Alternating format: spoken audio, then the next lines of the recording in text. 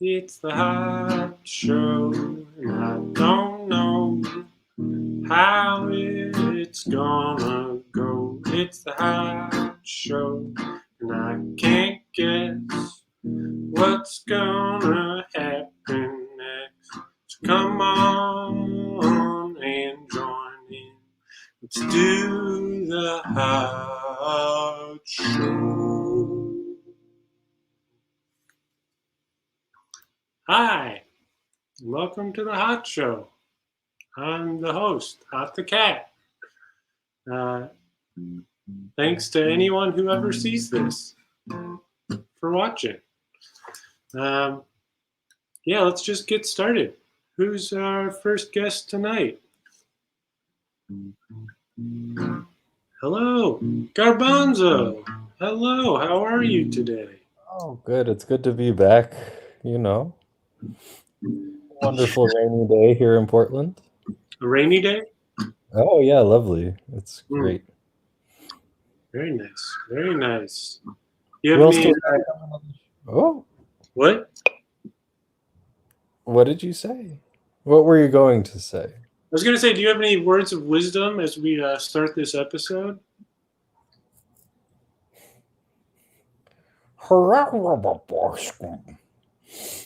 Wonderful.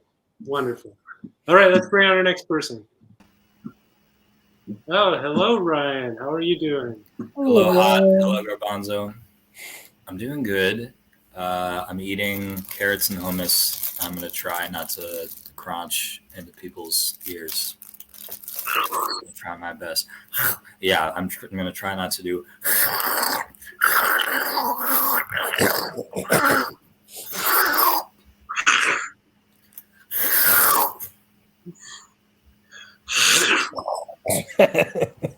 Yeah, so not that.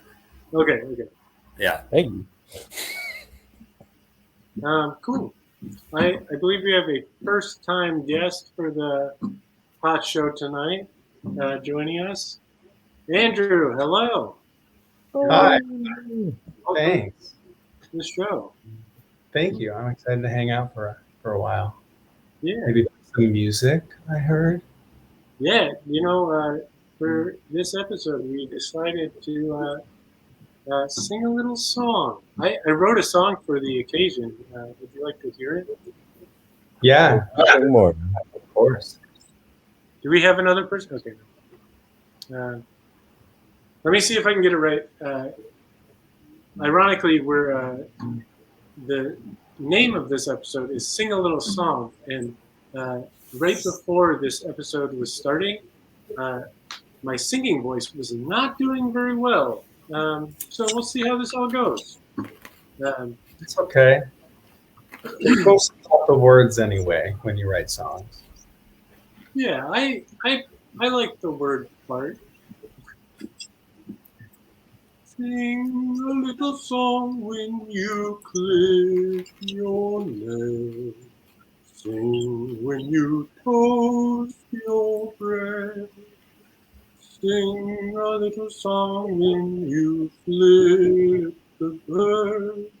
And sing when you bump your head. I don't understand why you would speak. You could sing instead. So sing a little tune about the clouds. One about your ball. Sing about Godzilla, or sing about King Kong. I don't understand why you would fall if you could sing a little song. Excellent. Okay, wait. You were glitching a little bit, so I didn't catch all the words. Was that melody based on anything, or did you make it up mostly? I mean, I have to imagine it comes from some of my experience But you didn't intentionally base it on anything? No, I didn't. Okay, what was the idea that went into the melody, like in the thought in your brain? Because to me, well, I want to hear what you say first before I tell you. Like, what was the idea when you were like genre that I'm going to pick for this song I'm going to write right now? I was thinking sort of like how do I describe it even? It's like kind of like comedic operatic. It reminded me of like early musical theater, like Sound of Music. Yes. Like simple melodies, but it was like really nice. It was a nice melody. There's simplicity. There's use to simplicity. It's like people like it, you know. But it reminded me of like Mary Poppins too. Something she would like sing them to sleep. It was a lullaby. It was just such a beautiful song. That melody was so cute and haunting and beautiful. That Papa is one talented cat. Yeah, for sure.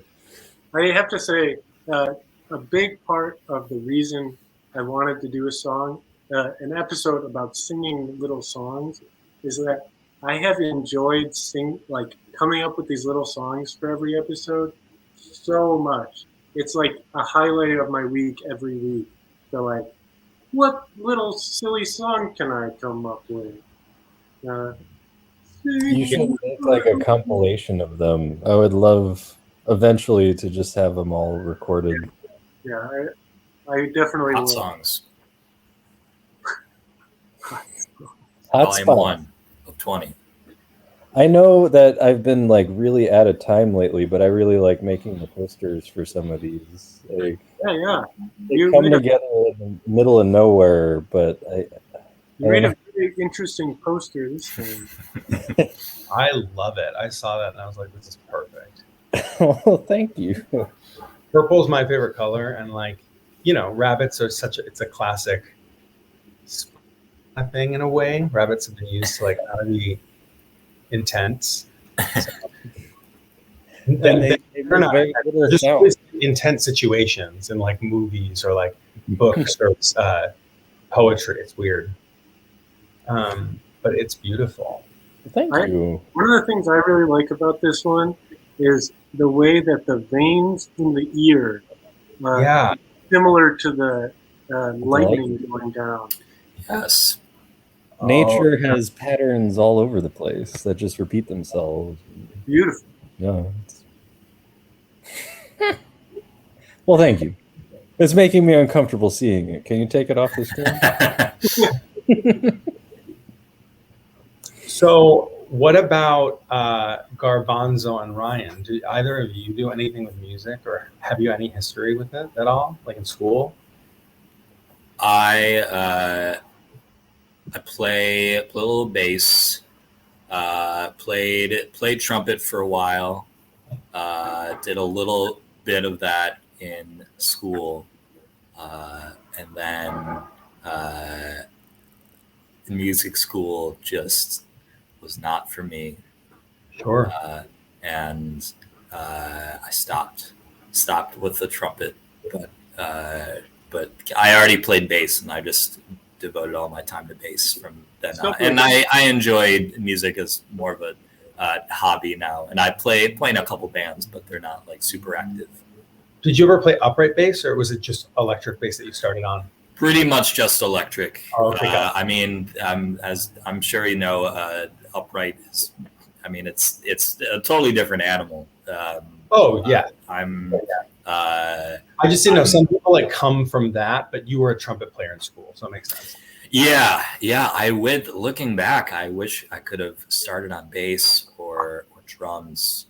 A lot of my favorite musicians started as drummers and moved to other things, and it gave them like such a good rhythmic. That's really cool. Such a good rhythmic foundation. I also I remember going in 4th grade, going to like the big room with all the instruments where you get to pick what you're gonna play, my first choice was saxophone, and they told me my arms were too short, and I have like a What? very, I've never heard of that. very long arms. Okay, And I remember thinking, so that was a lie. That was Yeah. a lie to divert you from playing saxophone because everyone wants to play it. I played it. And my brother- Like, right, That was a lie to divert you. They were just fucking with Right. you. It was like probably the 90s and no one gave a shit about anything. yeah, it was the 90s, and no one gave a shit about anything. Just a blanket statement for that decade. But like, yes, in like concert bands in like elementary and middle schools, there is always a sea of saxophone players. But I chose trumpet, and there's also always a sea of trumpet players. So like every concert bands is like, it's like 6 clarinets, 6 flutes, like 14 trumpets, 12 saxophones. It's just way the balance is not there. Oh As yeah. far as instrumentation, but I don't know how they diverted me from playing sax and allowed me to play trumpet. That doesn't. I studied music ed. Like I taught. I was a choir director at high schools and stuff. But Nice. I've never heard of arms being too short for a trumpet. But like you know what I mean? That doesn't make any sense to me. So that was a lie. But Yeah. we need to make it trombone. find out why. So I need you to get out your yearbook and we need to find that teacher. Yeah. I wish I had my yearbook with me, but But now that's just so interesting. Like there is an adult in my life who just lied to me, who I need to find out who that is. We will find out. Yeah. We could find that out tonight.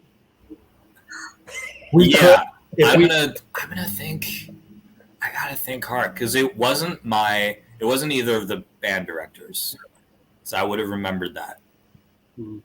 But yeah, I remember. Well, neither of you. The sister middle school was Caruso Middle School. I'm from like the Deerfield, Northbrook, Bannockburn. So I think, I've traveled to Caruso, this other middle school, to pick my my instrument. So maybe it was someone who worked at Caruso Middle School. But yeah, sometimes I think like, how would my musical trajectory have changed if I played saxophone? But I played sax. alas. I stopped after high school. Did you?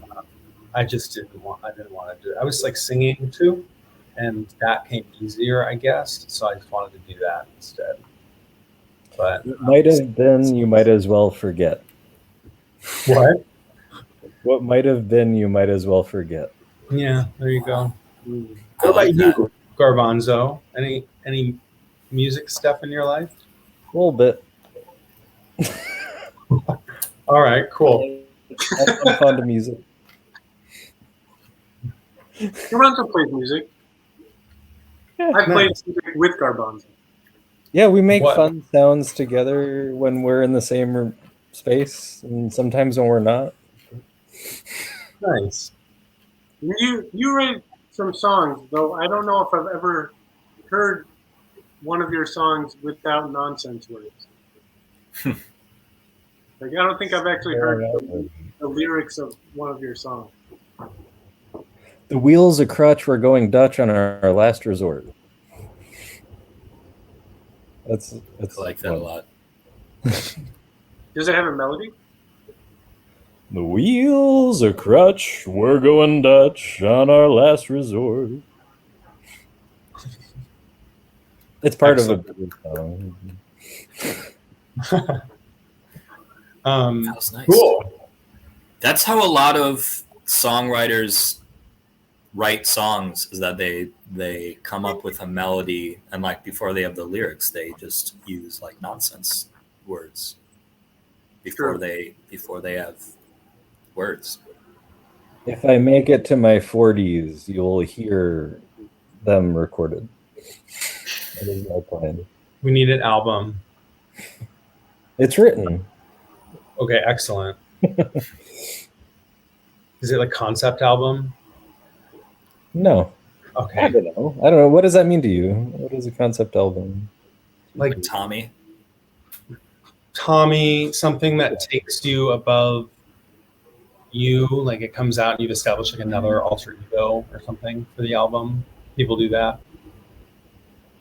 That's something I would entertain. I would love to have an alter ego. Yeah. But I'm garbanzo. Yeah, you're just garbanzo. I mean, that's just who you are. You're, yeah. It's Just funny. a beanie boy. What an interesting idea. I know, to pretend to be it. So, yeah. So we do a viewer. Hi, and I viewer. want to encourage the viewer to interact in the comments Yeah, please comment. or join us. You can join us too. Here, let me. I'll post it in the chat. So when you're teaching high school choir, do you? I'll pick up this name I'm about to drop, but do you teach a lot of Whitaker?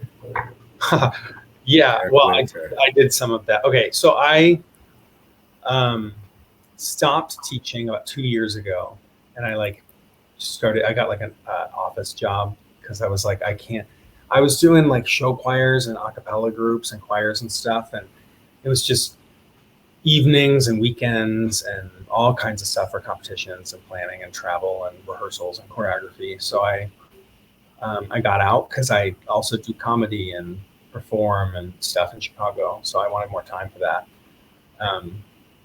But I did do some Whitaker. I mostly sang Whitaker in high school because I had this director who was like obsessed with him. And he was still pretty new back then, you know? Yeah. His stuff was like so fun to sing. I feel like a dum-dum, but I don't think I know who Whitaker is. That's okay, you're not dumb. He's just like a modern famous person in choral music mostly. He also does his melodies are in orchestral stuff as well, and he does a lot of stuff, but he has a lot of weird a cappella choral chamber music and stuff too. But for a while, he was kind of like the it boy, like the golden child of like high school choral and band prefer. Like I was never in choir, regrettably, but a lot of his choir arrangements were arranged for concert bands, and it's just very like the way he like stacks chords, like even in some circles, it's like known as like, oh, that's a Whitaker chord. It will be like these crazy, like, 10 note stacked chords that are just like so dense. And they have like a ethereal kind of fantastical sound to them. Would you say? Yeah, yeah. It's so much dissonance that it sounds what we would attribute to like media, we would associate with heavenly images that we'd see in movies or on TV and stuff. It's like that weird kind of choral dissonancy, ethereal. It's pretty cool. I mean, it's cool. It's kind of like candied, it's like a little, it's cool. I mean, it's honestly cool how choral music evolved and stayed alive in a genre that no one really knows about unless you like have a history with something like that. But he's cool. He did write all kinds of band stuff. Our band played this one that he was commissioned to write for the University of Las Vegas, I think. And it was Godzilla Eats Las Vegas. So you heard, I love that. like the band played all of these themes that are classic Vegas, things or shows or like Frank Sinatra songs or whatever. And as it kind of like was this medley, the French horns played. They like wailed in a weird way, and they were Godzilla, and you heard him like tear apart buildings and stuff. It was kind of a cool piece. Are you into like experimental, like Meredith Monk kind of choral music? No, but send me a link. I don't. I'd love to. I'm no So beautiful. Her music. Oh my gosh. Yeah, I mean, drop it. I don't know. I feel like going into music and focusing on it for so long kind of ruined it for me for a while. So I kind of stopped looking for new stuff, and I kind of just let it fall into my lap. And I listen to I'll stuff. dump a bunch in your lap. And Dump in my lap so hard. take a big dump in that lap. Hot. I just want to clarify. Legally, we cannot play any of this music on the show. We can I just not send play me any copyrighted recordings. I was going to say though, Andrew, do you know any of the chords even like that you can play just to hear what it sounds like? You know what? Stay there. Wonderful. Let's see what. Guys, stay here. Do Don't my go best. anywhere. But I might go away. I guess Oh my God. we could play some performances of these composers' pieces if we wanted to, Copyrighted. right? I mean, that's not copyrighted. The performances aren't copyrighted. I mean, sometimes they get.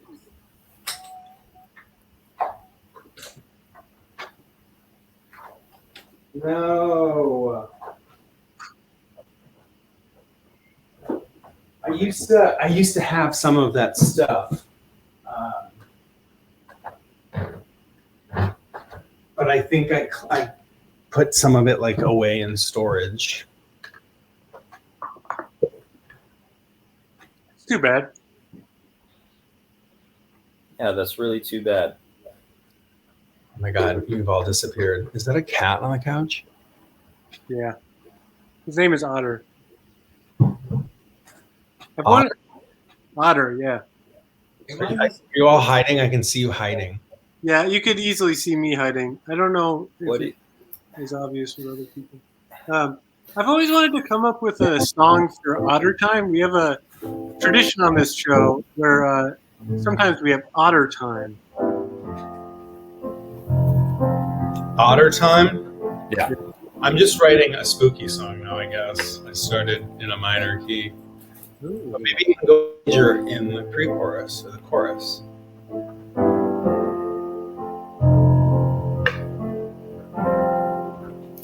That would be like Eric Whitacre would have like. Well, actually, it'd be like.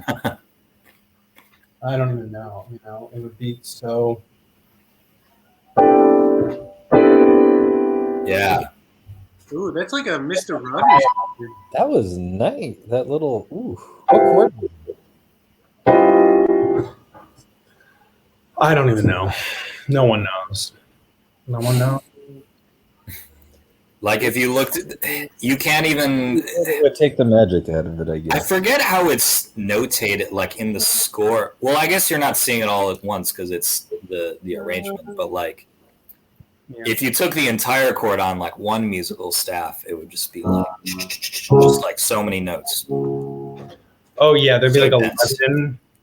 You know, sometimes I can remember in high school, our choir wouldn't have enough people in like the chamber choir to get all the harmonies. There were like 13 and we had 12 or something. You know what I mean? Mhm. So we had to omit one of the octaves. You know. It's crazy. Oh my goodness. Otter Time.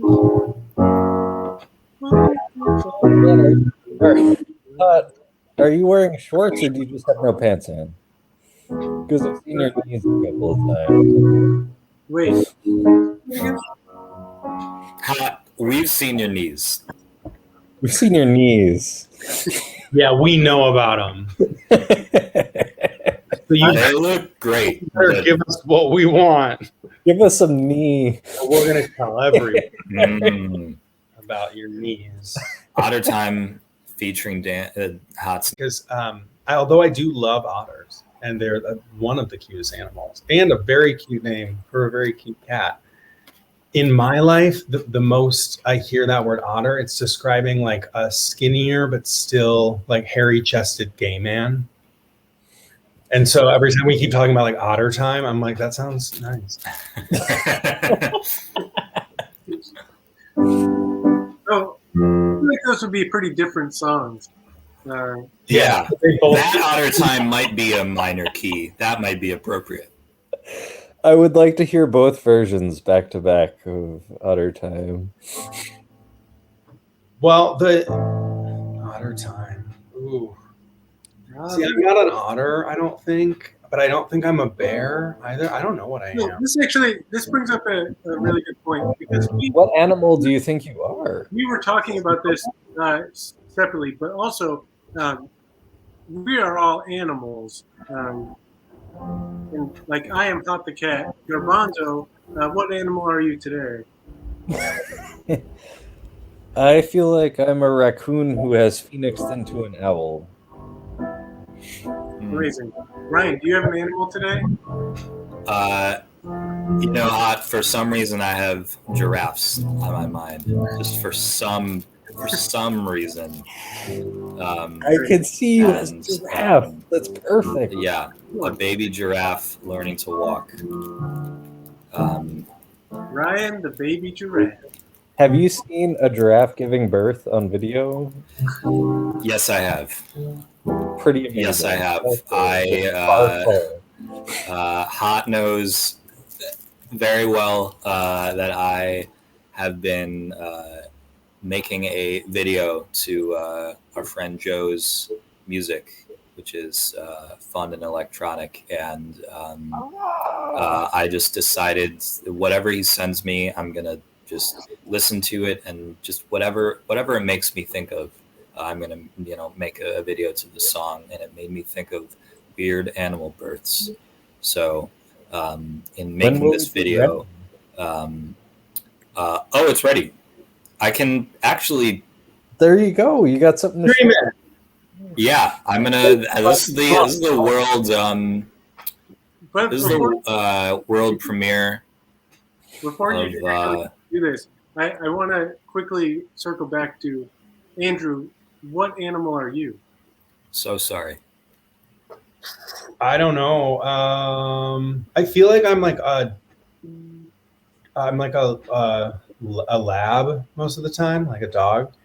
But sometimes I'm not a gay bear, but a literal bear. Like that's my evil side that comes out, or like my defensive side. Because I'm like I'm like 6'2", and I'm like kind of a guy. I'm like a lot of weight. So I feel like in those defensive moments in life, I feel like a bear. Do you feel like a bear right now? In what way? Gay bear? No. As an animal. No, I feel like a lab. I feel like A lab. Right. Have you eaten salmon today? What? Have you eaten salmon today? No, but I do crave it often.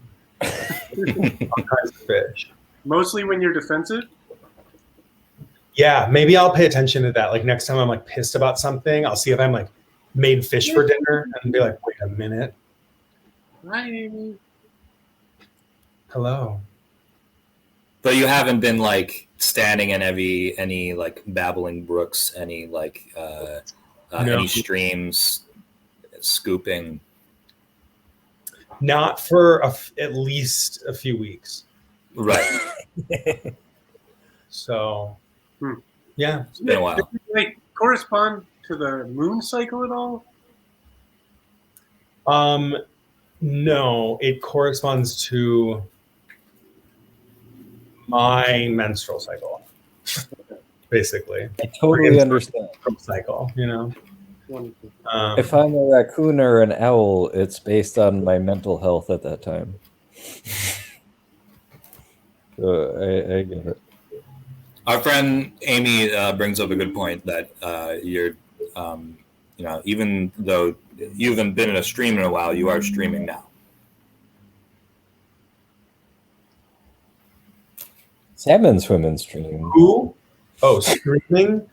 I am in a. Did that Oh, not come through? I got it. I'm very high. I smoked a joint earlier when I was doing that puzzle. Good for Oh, you. you asked me. Great. It made the puzzle harder. What was the puzzle? Can we see where you're at? Can we see the progress on the puzzle? Yeah, it's just a little one. I do a lot of. Okay, here I'll show you. I really hope this is of a salmon. These are my 2 puzzle shelves. There's about like 30 of them in there.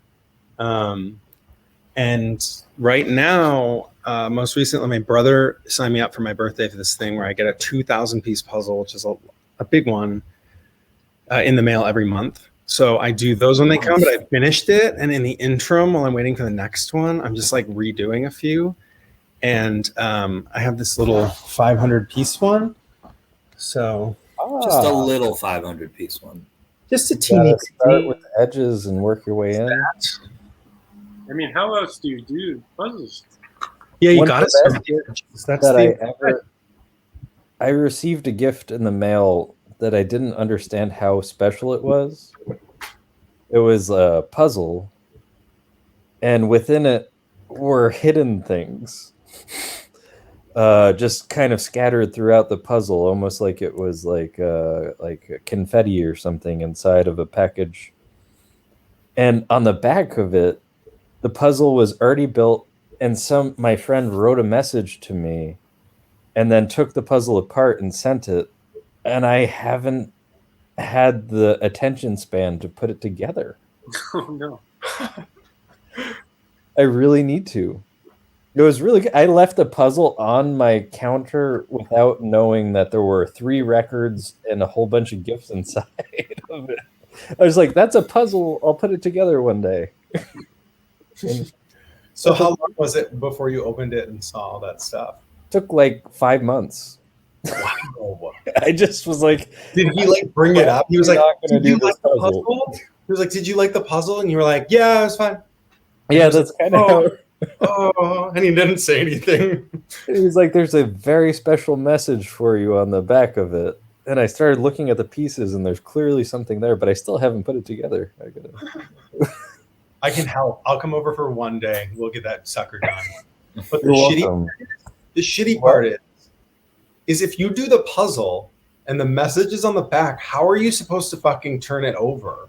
You know what I mean? To look at the message without ruining the puzzle. My You'd have guess to- is 2 pieces of wood or masonite or something, and then you flip it, and then you open it. Is it not like a regular puzzle?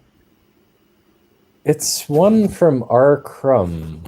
It's I mean, like, is it not Our just crumb? cardboard pieces or like yeah, pieces? it's your typical puzzle. If you like stack it, I will say that I'm not exactly sure what I would use in that situation, but knowing Garbanzo would have large sheets of things. Easy flip, Amy said.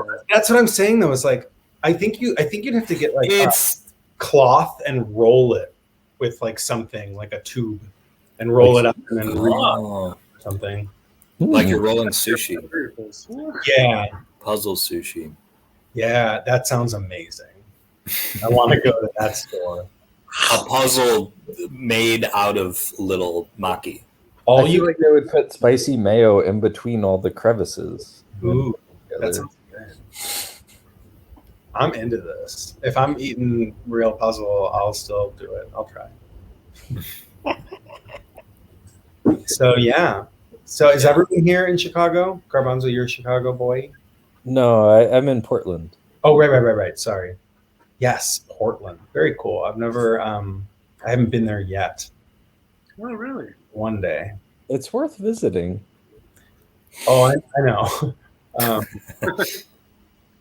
My life has taken me a lot to the East Coast and not, the West. I'm from the East Coast. Where did you go there? Just like I've hung out in Delaware a lot because my aunt has a house in Lewis, Delaware, and Maryland also. But that's where she mainly lives. And I've just been to New York City like a bunch of times. And I've never been to Delaware. I've never been to Well, I have been to those places, but very briefly. But I lived in New York for a while. I just opened that puzzle, and I don't know who this is. Does anybody know who this is? Can you make that bigger, Ryan? It was one of the gifts in the puzzle, and I don't know who it is. Is it the Manson family? Yeah. I don't think so. I really just It's don't a know. good Who guess. Yeah, that was a great guess. I have to ask. Is it is it a musician? Do you recognize any of them as like a young, famous musician that we know now?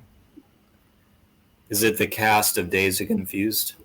Is it the cast of The Days of Our Lives? Is that a Triforce shirt? Can we create a company called Bidets of Our Lives? Bidets Ooh. Lives. Oh my God, we could turn America onto bidets because for some reason we haven't done it yet. And I went to Tokyo once, and every toilet I sat on, I was like, this is the best part of my day. I was like, my ass is clean as a whistle. I didn't have to do shit. If there was Did it actually whistle like the next time? it was, yeah, literally. I don't know why we haven't done that yet. A lot of places do. If I made now streaming at a store near you,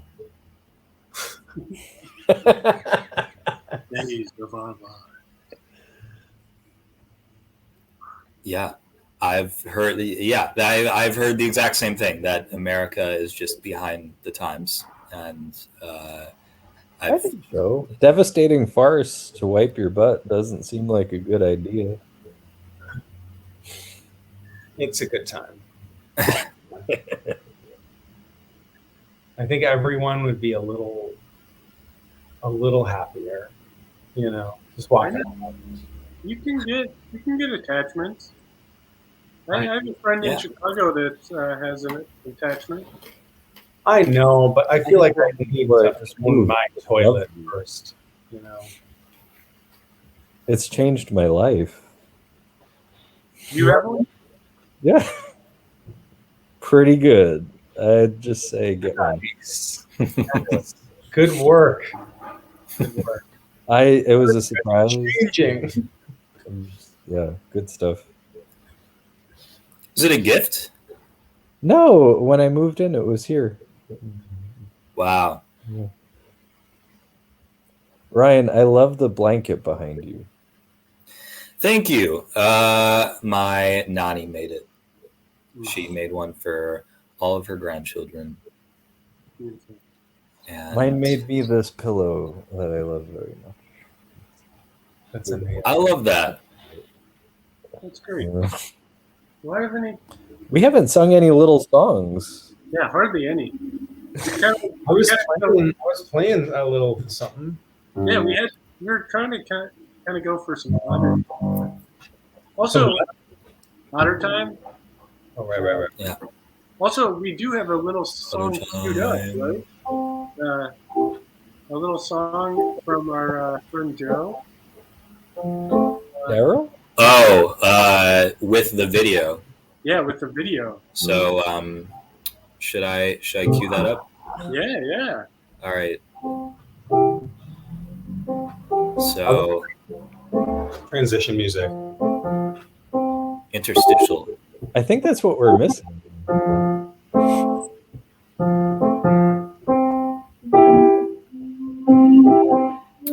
Okay.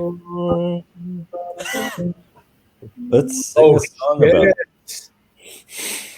This needs to be sung about. I can't believe this is the world premiere. Yeah, this is great. All right.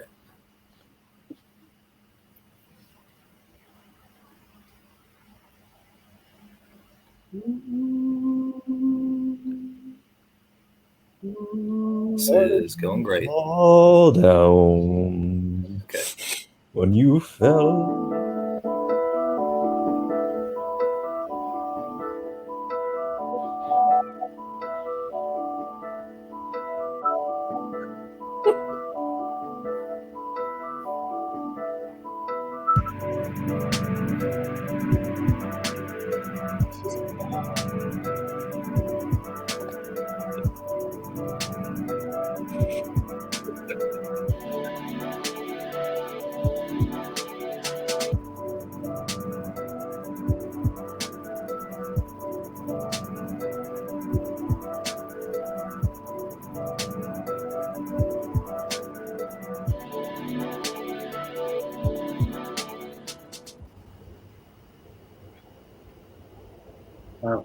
Excellent. That was awesome.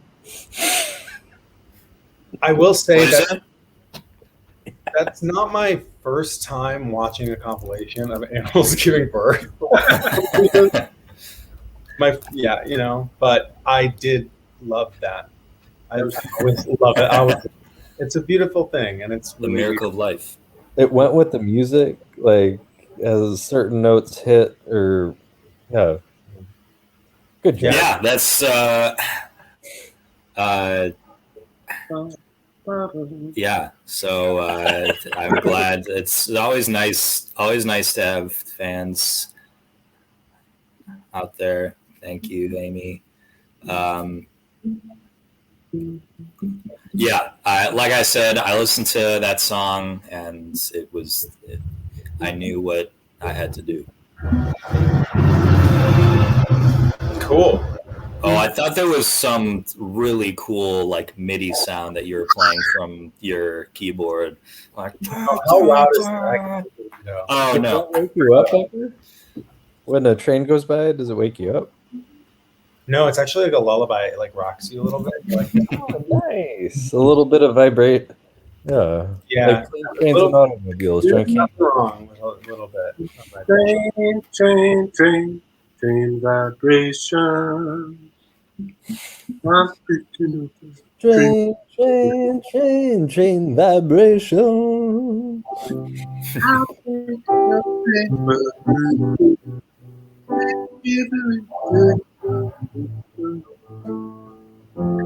I'm picking up train vibrations.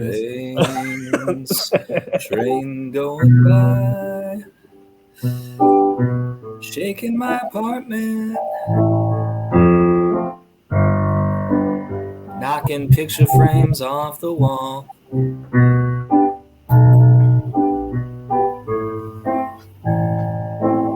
Ooh, there's a few games we could play. It's very interesting because I haven't done that stuff in a while. But I went through like the improv program at Second City and the music improv program and stuff. And they taught, because you have to like improv is like already hard, and then you do music improv and you have to like make up melodies and songs, and if you're good rhymes on the spot, and then if you go back to doing regular improv, you're like, that's fucking nothing. I don't care anymore. About nerves. But it's crazy. But at the Second City, everything you do, all the programs lead to writing in some showcase, because that's their thing, is like using improv to find things to write about. Whereas like I know when that existed until recently, theirs was just like do improv, do an hour-long improv play if you could, But anyway, there's some fun things to help you get better at on the spot. And there's this one game we can play in turns where, okay, basically whatever I say, I'll play with Hot the Cat first. Right. So I'm going to say something to you that's a statement, and you are going to disagree and give me like an opposite word of that. And then I will come up with another statement, and then you'll also disagree, but you'll see how you'll see. So if I said like, my eyes are green, you would say, no, they're like in a color, probably in that situation. If that's what I went with. Oh, they're brown. Brown, great. And then if I was like, I live, I don't know, I live in the city, and you'd say, no, you live in a town. So I'm setting you up for something with that second one, and you have to kind of help get to know what I'm thinking, kind of in the moment, Okay. There's a relationship between you and someone, but also your brain has to think quick. So I'll do one next with Ryan. So if I was like, I drive a Bentley. No, you drive a 94 Civic. Okay.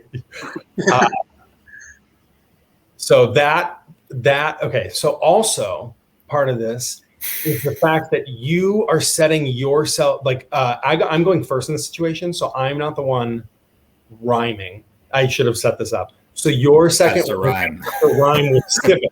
So now I'm going to say like, so I have to think of something that rhymes with civic. That Oh, you're shit. civic. That's a tough one. So, Mimic. so the whole the concept I want you guys to take away is like make it easy on yourselves because you're the one setting yourself up. There's so many different kinds of cars that you could have done that would have I drive a Bentley. Try one more. Try a different one. No, you drive a Taurus.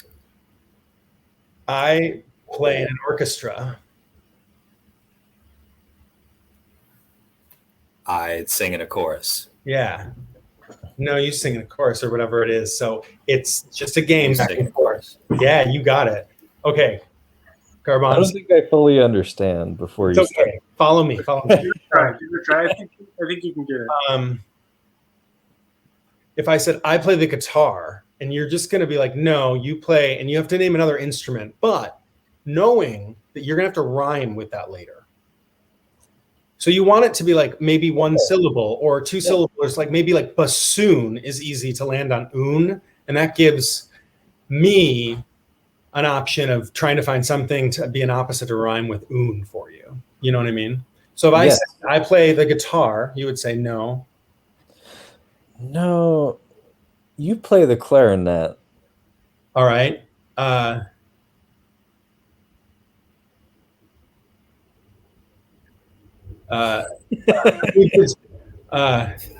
need to take my cat to the doctor.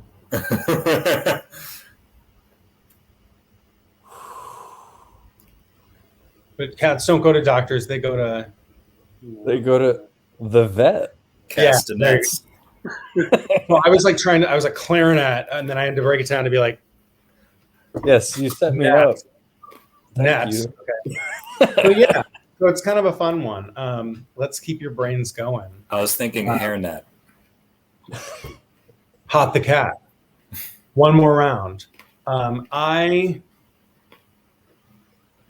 What do I do? I don't know.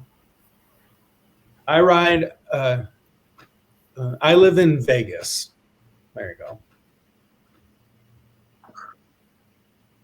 No, you live in New York. I don't eat beef. It's because you eat pork. Yeah, there you go. I was trying to. That one was like what threw me off wasn't the pork. It was that you said that you didn't do it, and I was like, no, you don't do that. Like, you know. Yeah, you can kind of do whatever you want. Yeah, right. It doesn't really matter as long as. Yeah, I realized like, oh yeah, you could just like say it, and it's fine. All right, now we're going to switch roles a little bit. Ryan, I want you to ask me a question, or you make a statement. Sorry, to me. I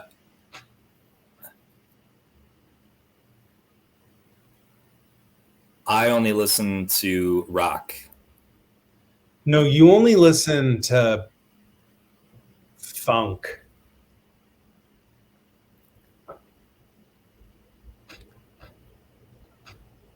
I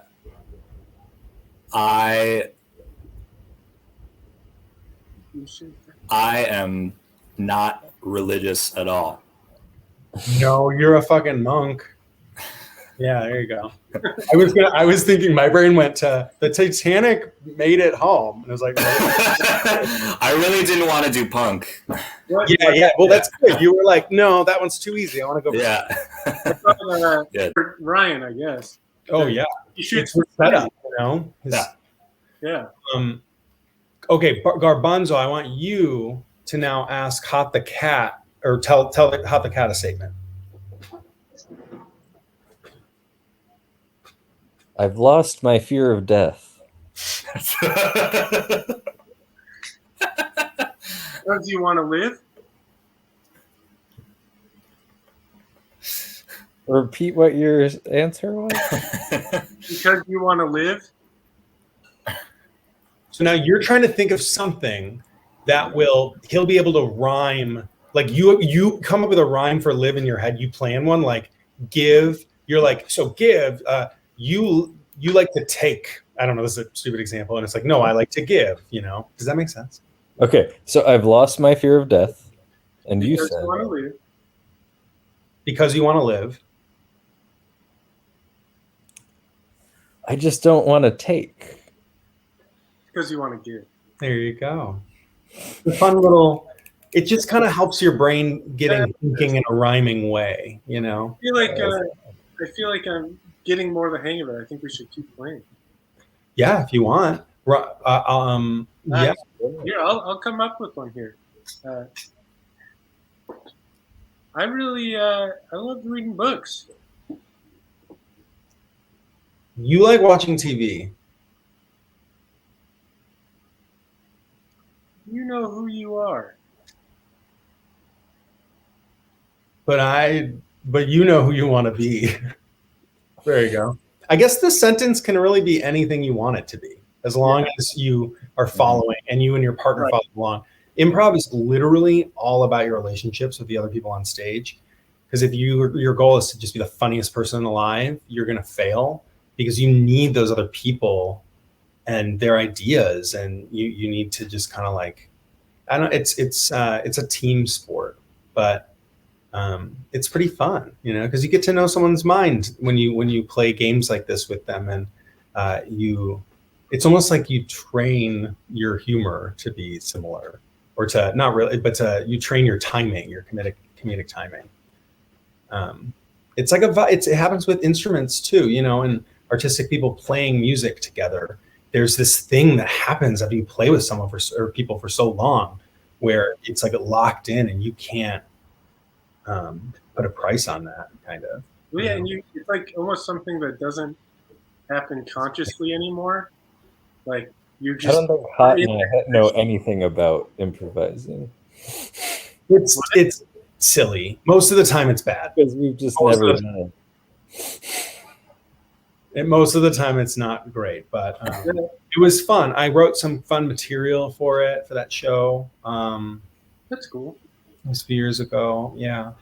And it just kind of taught me a little bit when you want to sit down and write a song, just fucking do it. Just like, don't care if you're like, but that rhyme doesn't blah, blah. You can change it later. Just like get something out. Also, like, why does this thing you're writing right now have to be, it taught me that like you can just flow, because in that situation, I had to be on stage making up a song. So I was like, that door can open when I need it to, when I'm forced to do it, So I didn't know Second City had a specific musical improv program. That's amazing.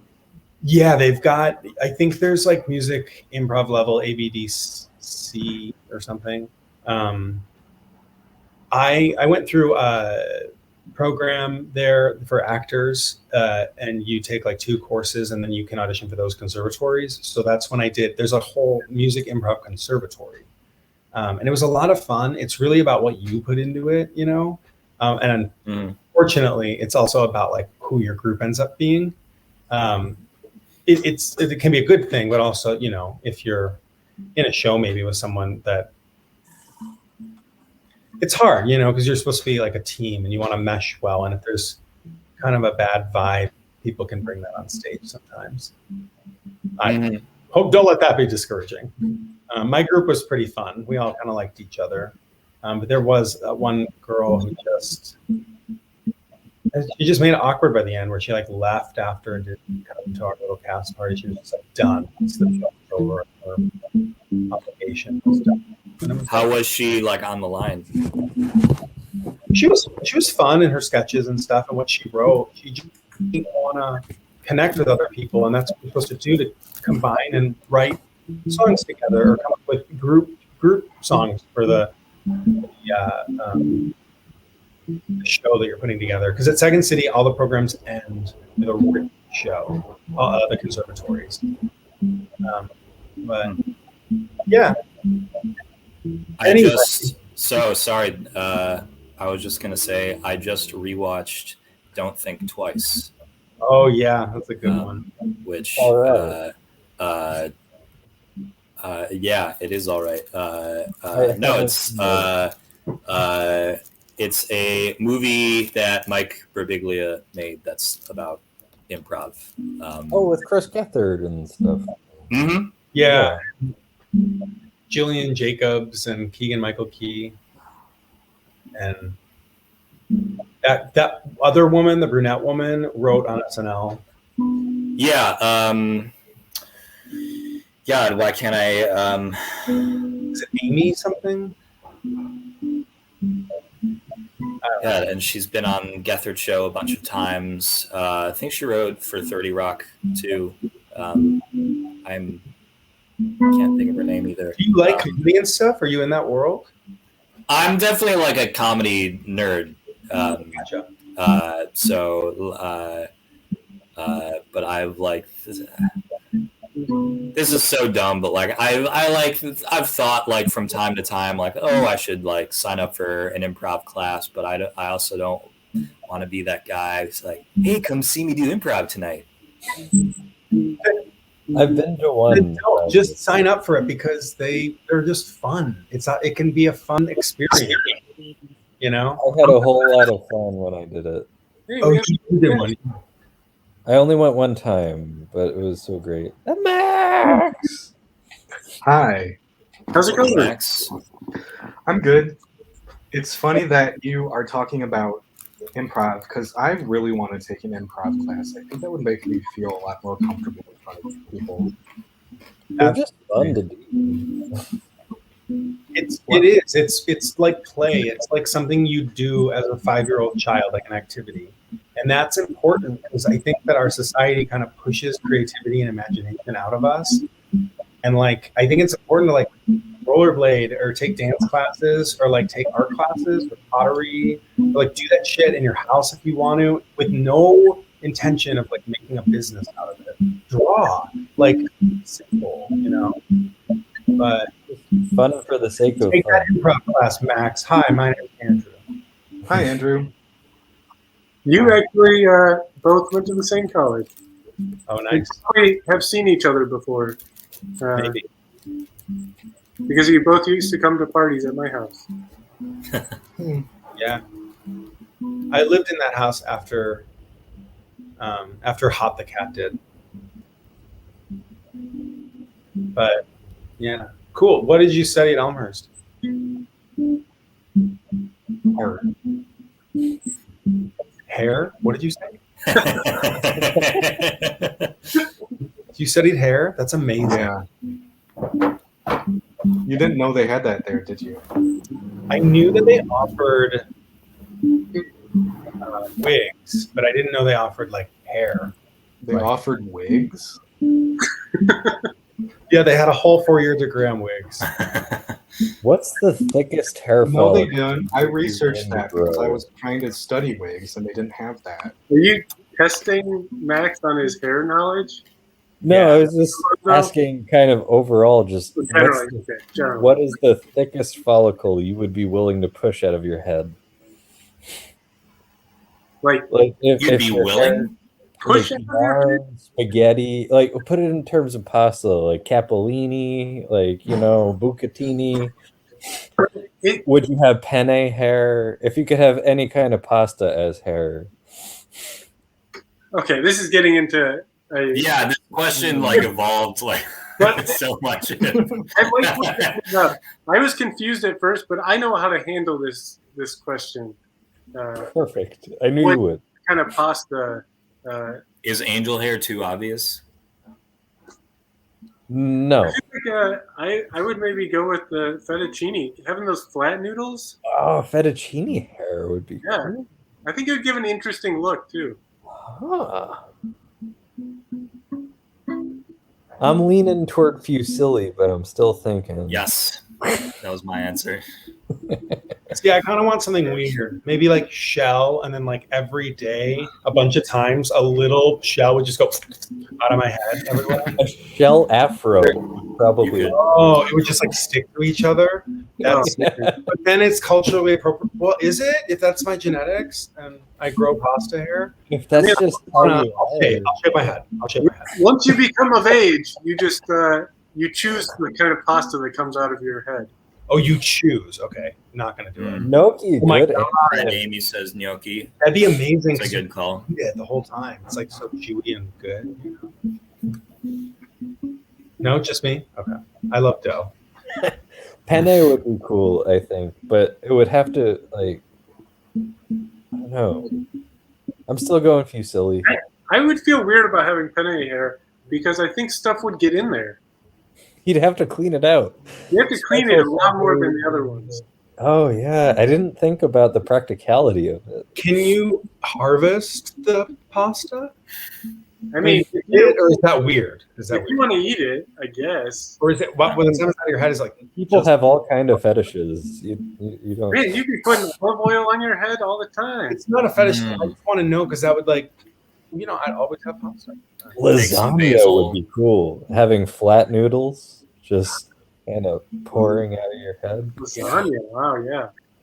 Max, you haven't spoken up at all. This is actually Very disturbing. important. Disturbing. Yeah. I don't know.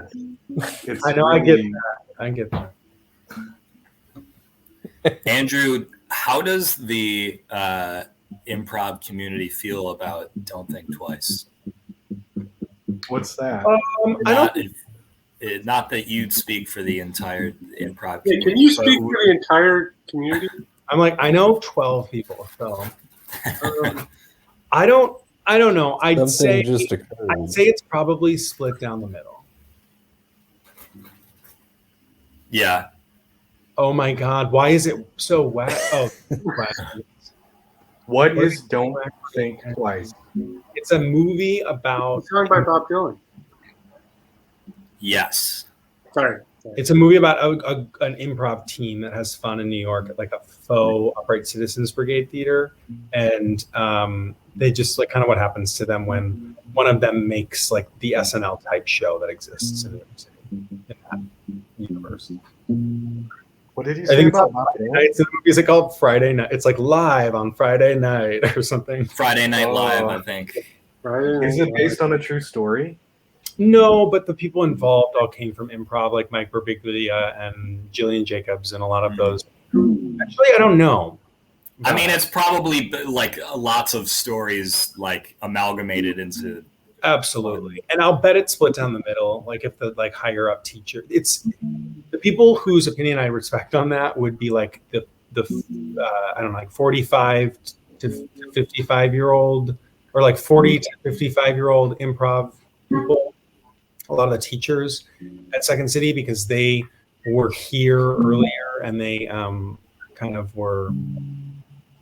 If that movie was accurate, because the guy who wrote it was around their age, and that time in comedy in America Yeah. or Chicago or LA. Who wrote it? Mike Birbiglia. Birbiglia. Mike Birbiglia. Mike Birbiglia. I always screw up his name. Like Perperne? Birbiglia. Birbiglia. You've seen him before. You watch Broad City? He's an episode of Broad City. Which one? He's the teacher that comes over to the rich house that Alana's watching when the old. Yeah. He's like, Yeah, and he's that's right, yeah. and Abby, I forgot about you need to read books. You can't just hold them. Your brain is a muscle. You have to use it. How do you spell his last name?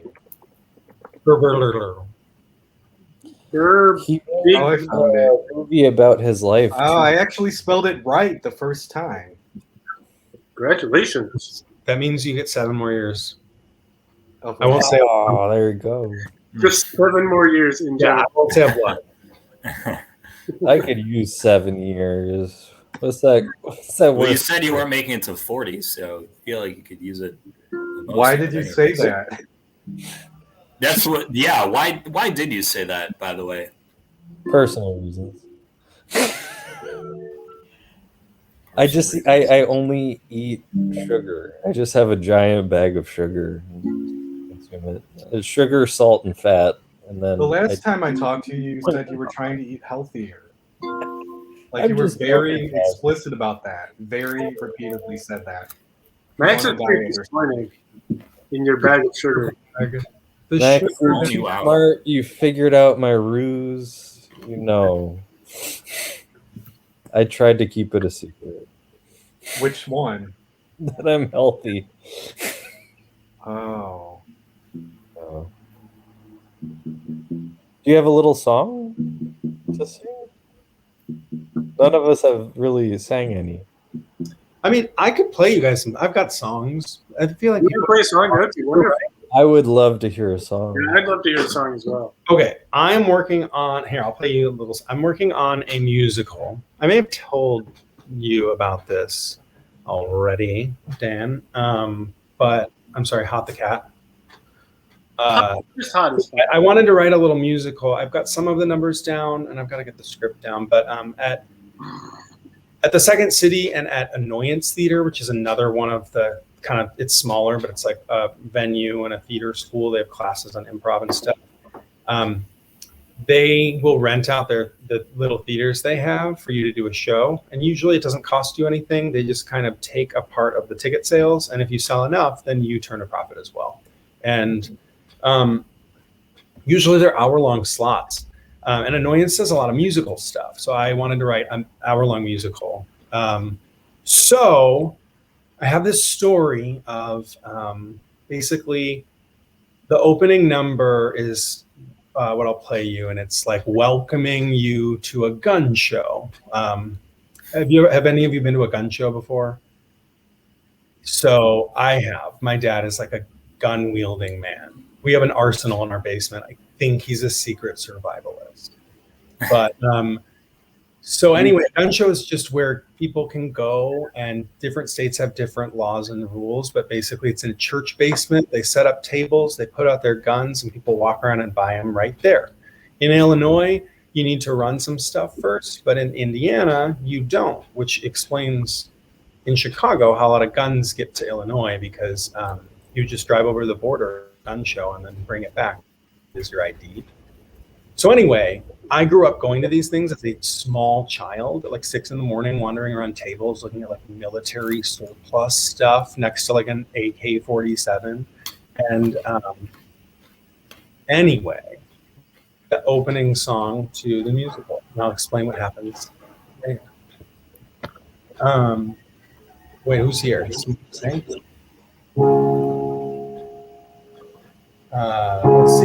I have to remember it. Do you ever feel powerless, like you're not a man? No one respects you. Well, now they can.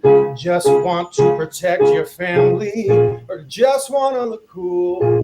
Well, you come to the right place, because here there are no rules. You're at the gun show to prove that you're tough. You're at the gun show because a knife is not enough. You're at the gun show. Maybe your life has been rough, but those kids from high school, who the day ever called you gay? This is the second guy. There's like two fun gun guys that I like. I want them to be really lovable. Where have the days gone of war and flags, when a man was a man and there were none of them fat gays? A gun for everyone, why that can be arranged, because a law is a law and an amendment can't be changed. You're at the gun show to prove that you're tough. You're at the gun show because a knife is not enough. You're at the gun show. Maybe your life has been rough, but you'll show the army what they missed when they dismissed you with flat feet.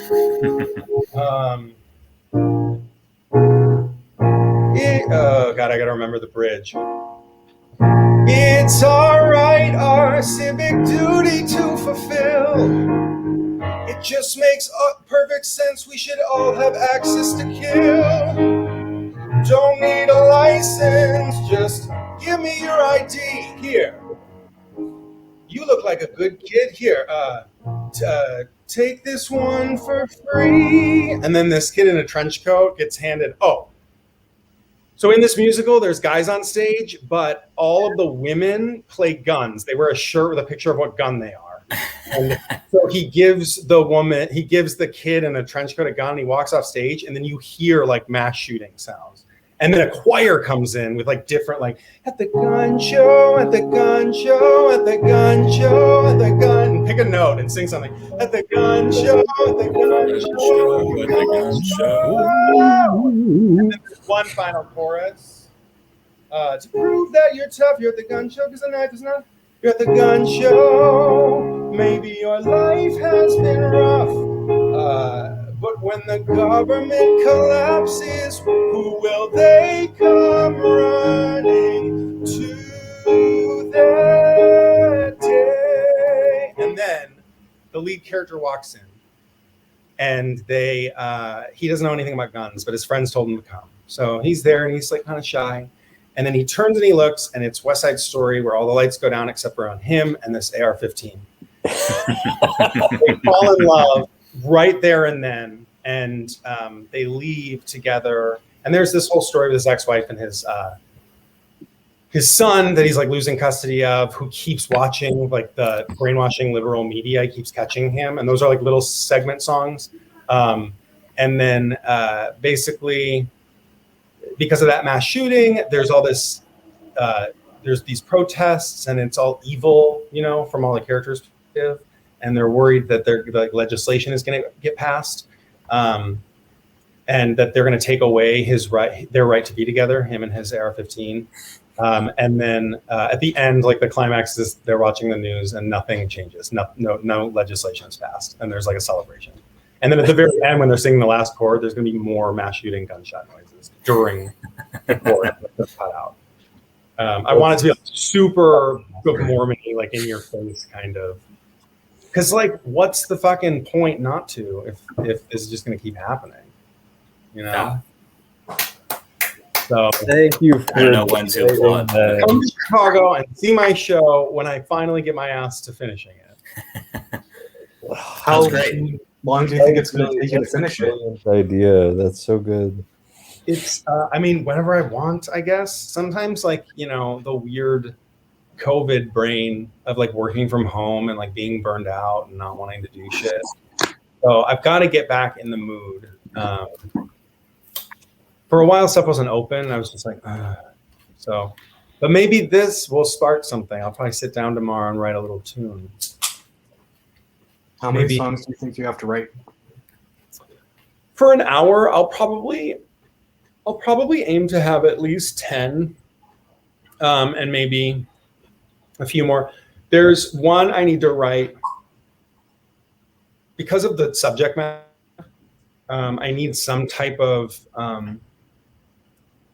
disclaimer at the beginning, so I'm going to have the same actor that'll play. It'll be a woman, like a little woman. The same actor who plays the little son is going to play a few different parts, but he's going to come out in like a top hat and a cane and a leotard and like sing this song called Trigger Warning, and then at the end of the song is going to get shot and die. I think that's pretty fun. Because we'll give him a trigger warning and give him a chance to leave, and the song will be long enough where it's like, leave before the end of this song, and then just like bang, lights out. I just want to ring it for all it's worth, but I want to write it in a way where it's just done with like fact statement, the way that like they wrote Book of Mormon, like everything they say is what they believe, and it's something that you can. So, and make the audience care for these characters and want them to be together, even though, because you're telling it in like such a silly way. But, yeah. So I think it'd be fun. I'm worried about when I have to, like, I'm gonna have to make all the props and shit. So when I have to order those shirts, just an AR-15, AK-47. Maybe like one is two Uzis. I can have two chicks that are both Uzis. I'd be happy to make those shirts for you. If and Excellent. when the time comes. Yeah, cut out the middleman who might put me on a list somewhere.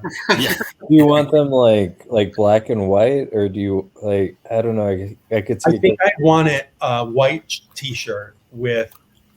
Well, what would look better under a stage light? Maybe black, but that would just be hotter, temperature-wise. Depends what color the lights are on the stage. Yeah, but I mean, so many of those guns are black, so I feel like you need to show. It doesn't actually matter, though. So white with like the actual colors of the gun, I'd say, and then I'll literally just tell them to be like, wear jeans. Like it doesn't fucking matter. But yeah, I want it to be as stupid as possible. Finish it so we can see it. Excellent. Yeah. I will. I'll work on it. This is gonna inspire me. I have an outline somewhere. I came up with the whole plot. At the gun show. Yeah, that's in my head for sure. Sticks. Yeah, I've got some weird. Oh, would you like to hear one more song? Of course. Yes. I gotta find it. It's something I wrote for a Second City show. Oh, this reminds me. I also have a song that I can sing very quickly. Yeah, sing it. Sing a song. Another part of this. Here, I actually want to share my screen. I brought an image.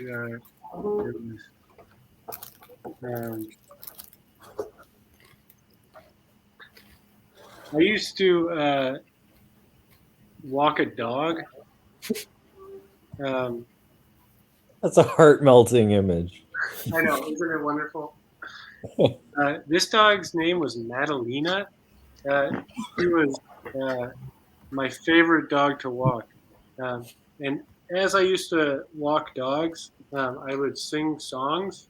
That's how I wrote a lot of my recent songs. But I used to sing a song for Madalena. And I'm going to see if I can remember all the lyrics. It was just a really short little song. Madalena, have you seen a queen like she is? Don't you Madalena, Madalena. That's as far as I wrote.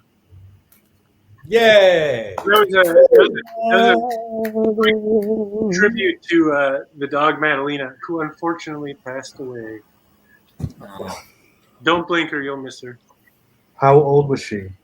She was 3, maybe 4. Oh, no. That's not that old. How'd she die? Suicide. Suicide? Jesus Christ. Who said that? Who said that? It's a joke because dogs can't actually consciously make that decision. It was unfortunately a health problem. That kind of dog is not a healthy breed. Was it like What it's kind of dog is it? stuff? It is. What are they called? Bulldog. I used to know. No, that dog is huge. Like that. Oh, dog, was it a Mastiff? It's a type of Mastiff. It's a very Neapolitan Mastiff. So gigantic. They are So very like dogs. vanilla, chocolate, strawberry. I feel like I'm gonna get that worry line that she had. She had a very deep V going on.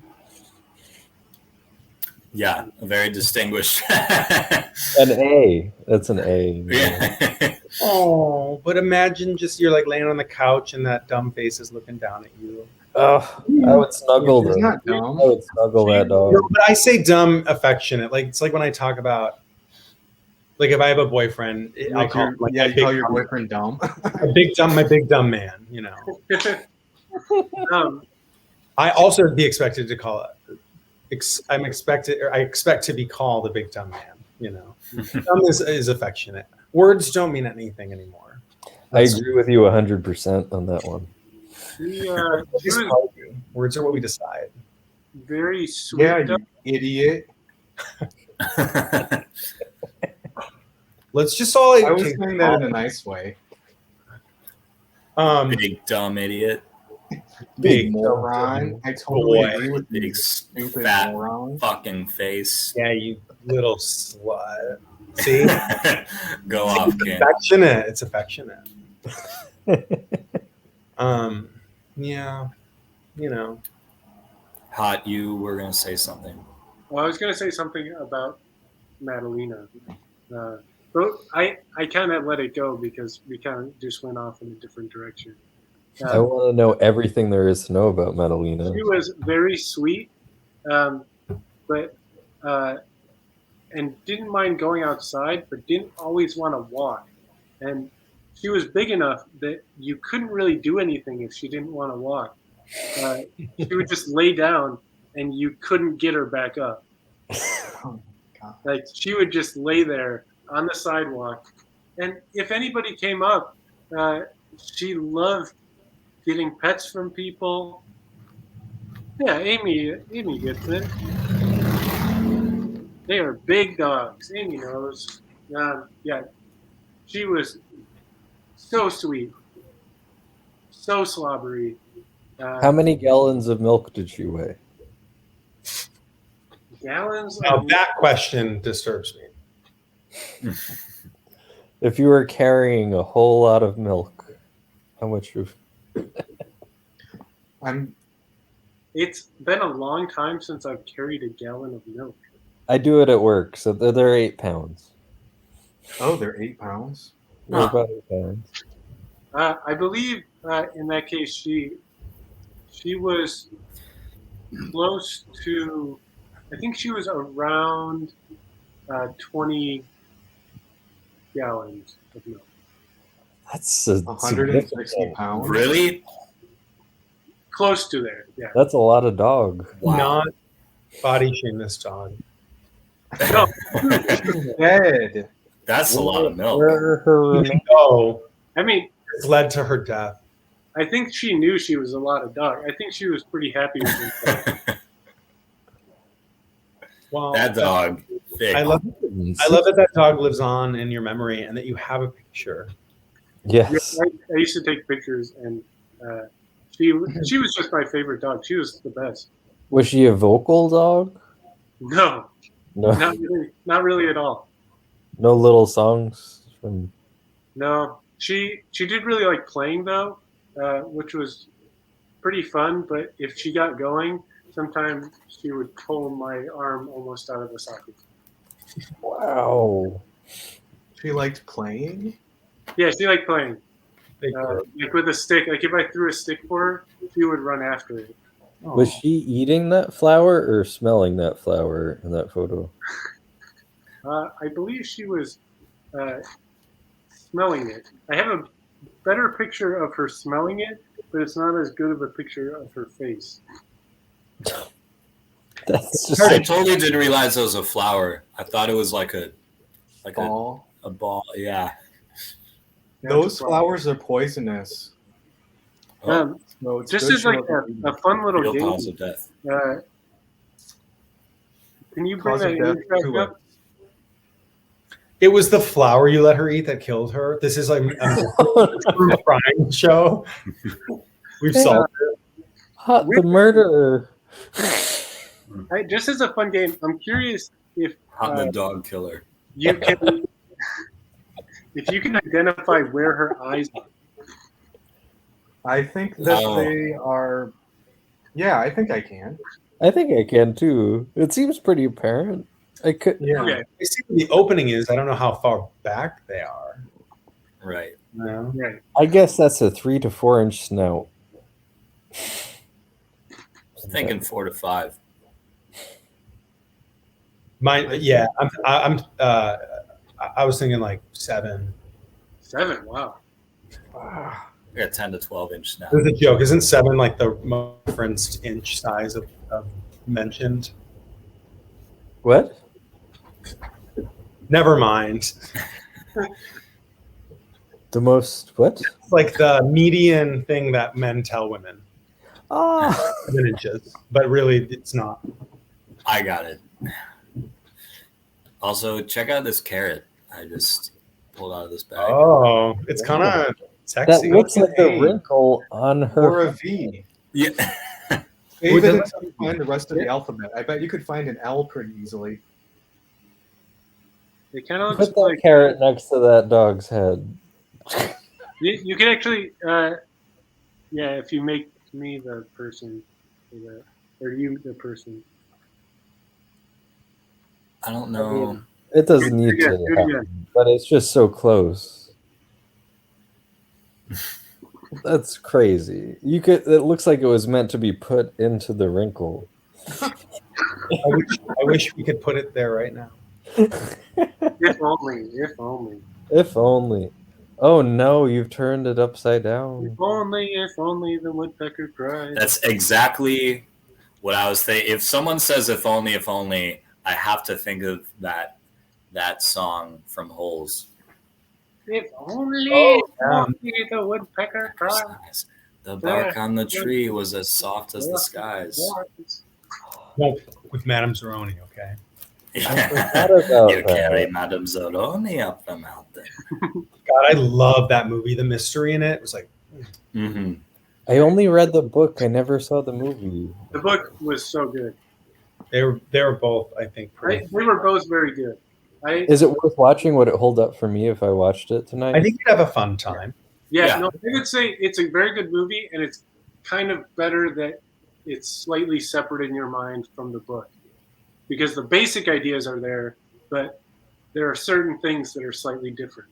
It's There's been also so why. long that it would be almost new because But I there- read that like It's a definitely enjoyable movie. You got like Sigourney Weaver and John Voight and Yeah.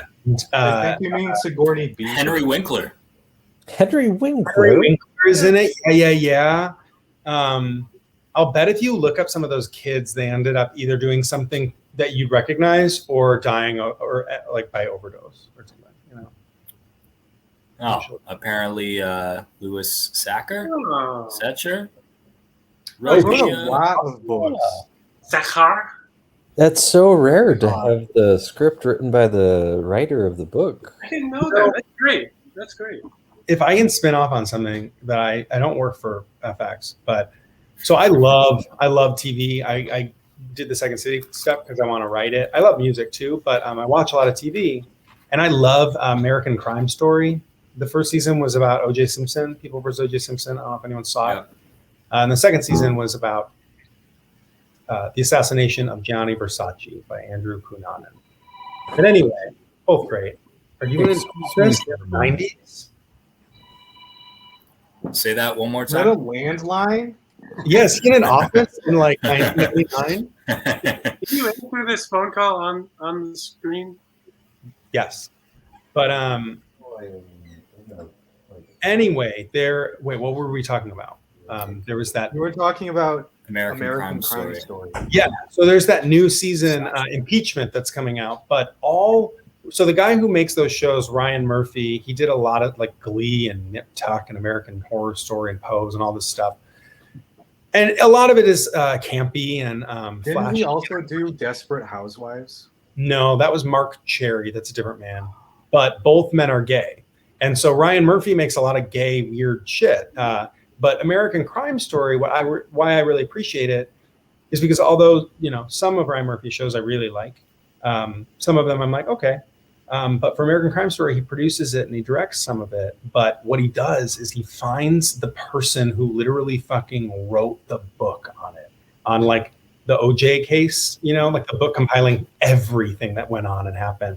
And he did the same for the second season and now this third season. And so it's pretty cool, those shows, because they're produced in kind of a fun, entertaining way. It's not boring, but they're written really well, and you get this whole story especially for our generation. We were aware that those events were happening, like the impeachment of Bill Clinton because of Monica Lewinsky and like OJ, but we weren't old enough to like pay attention to the details on the news, you know? So it's really interesting going back and like learning about what actually happened on that case and like why it was so messed up. It's just, you know, you're like, how did this happen? Or just all of the stuff. And it doesn't, you know, place blame or tell you who to think did something necessarily, but it presents the audience with everything and lets you look at it. So I highly recommend that television. What did you say the second one was? It's called The Assassination of Gianni Versace. So there was a gay man named Andrew Cunanan who like kind of went insane, and he killed this man he was sleeping with and someone else because he was like, they think he was probably jealous because they were together at one of their apartments. And then he killed this rich older man who was like a real estate mogul. Is that the word? In Chicago. In downtown Chicago, he lived in downtown Chicago, and Andrew Cunanan went home with him and like murdered him and took his car. And he murdered someone else. And the police were like fully aware of him and that it was one person and that like they were tracing him, but they like weren't doing a lot until the fifth person that he killed on his spree was the fashion designer Gianni Versace, and he shot him outside his home in Miami, yeah. And then when a famous person died, they like hunted for this man. But a lot of it was shady in a way where the police knew what was happening, but they didn't care because all the victims up to that point were like gay men, and they just didn't give a shit. So it was kind of about that. It was pretty cool. Ricky Martin played the lover that Gianni Versace had for years and years. Like, that's what happened with the AIDS epidemic, and that's why it got so bad. Well, Reagan ignored it. They never put it in any. I mean, when AIDS hit 100,000 deaths, it was on page like 28 or something. And when COVID hits 100,000, it's on page 1. Well, now look at how that affected everybody, just by thinking that they could ignore it because it was only affecting people they didn't care about. And now, yeah, that's not true. But the good news is that there's actually an HIV vaccine in trial with Pfizer out in human trial right now. And extended period PrEP. I don't know if any of you know what PrEP is. I've heard that PrEP works really well. PrEP is a drug they push mostly to gay men. It's funny because gay men take more seriously, so our rates have gone down statistically. And I think last year, the leading demographic for new infections of HIV was white women because it's a lot of like drug use and sharing needles and stuff. Hey, I'm really sorry, folks, but I gotta go. And on fucking that. No. I apologize. No, I'm kidding. Thanks for being here.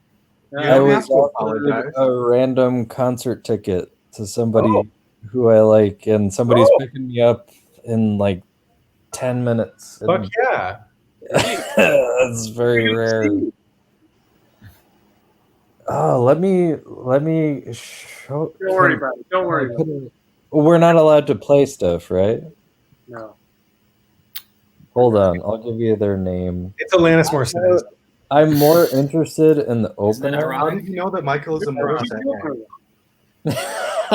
I love Alanis Morissette, but no, I'm trying to find somebody. What?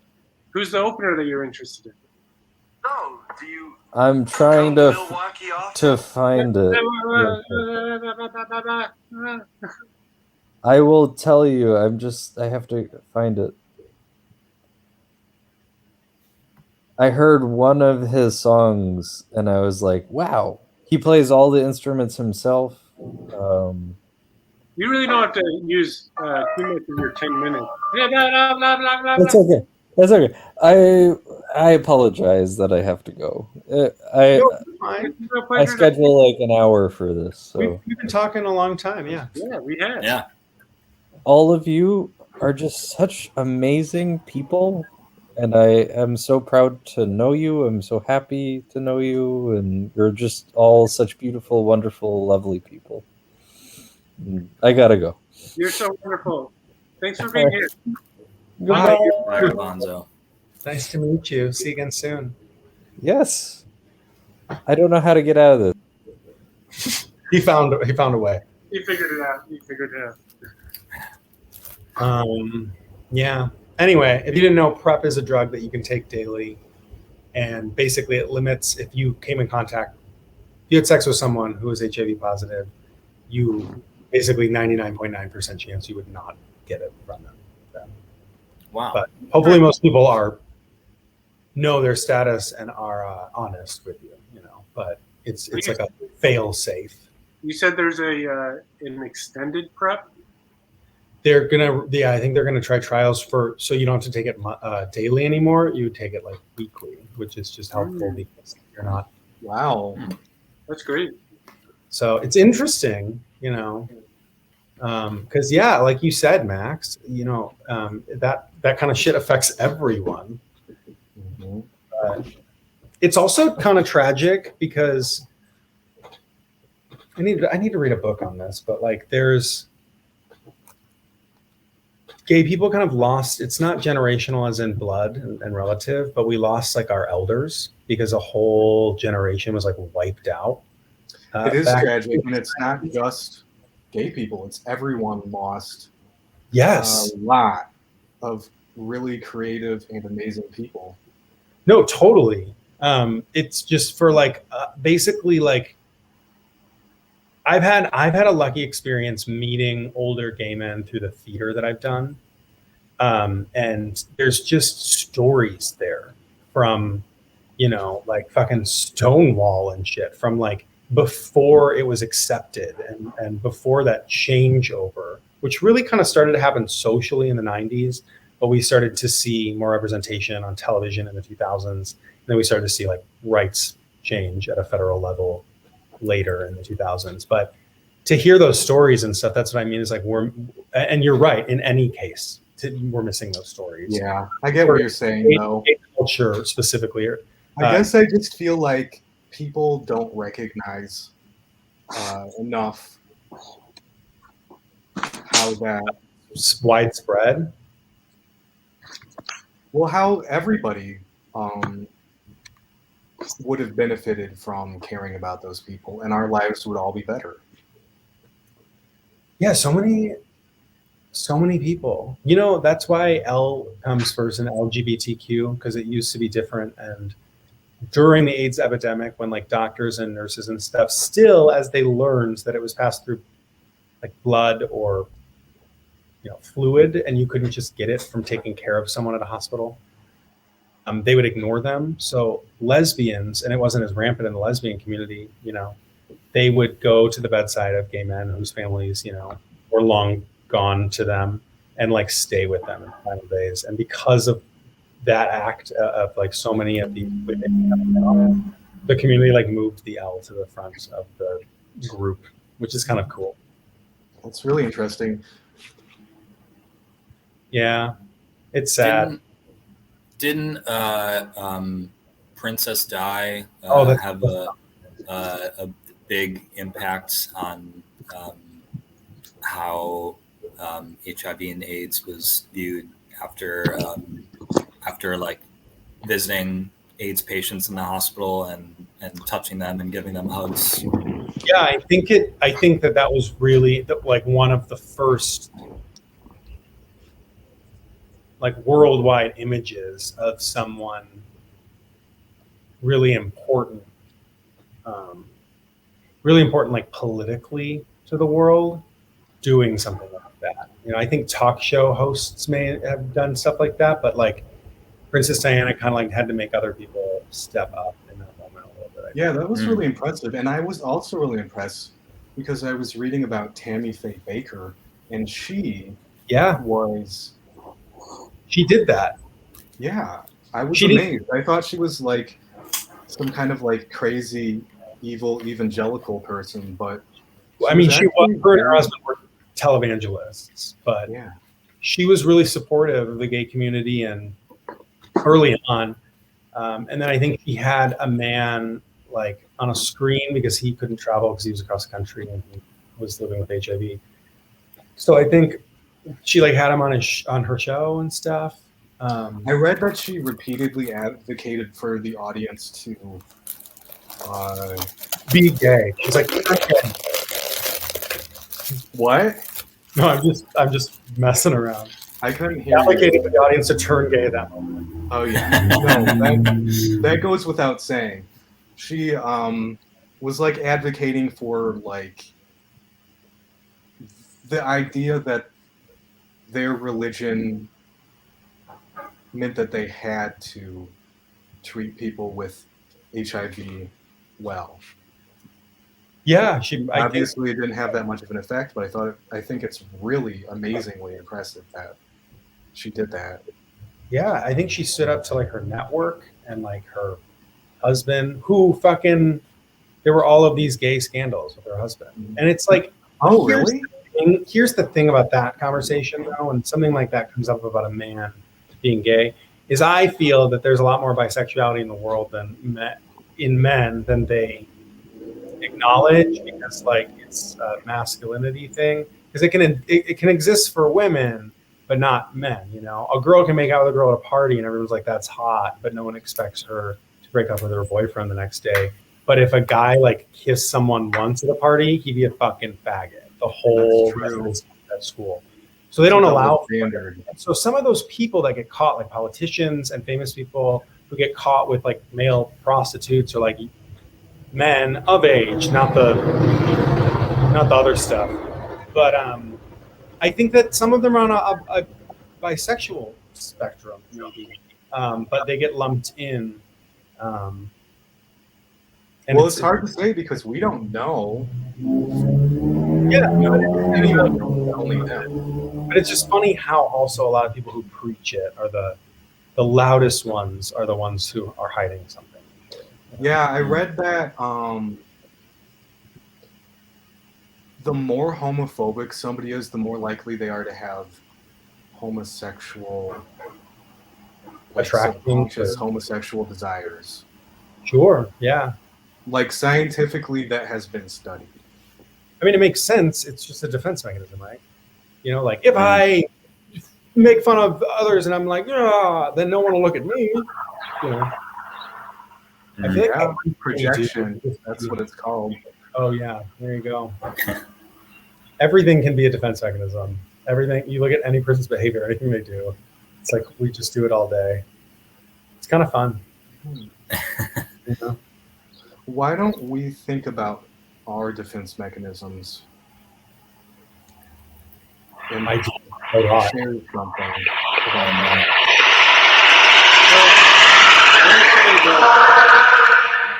That, What the heck is that Did a sound? plane just take off?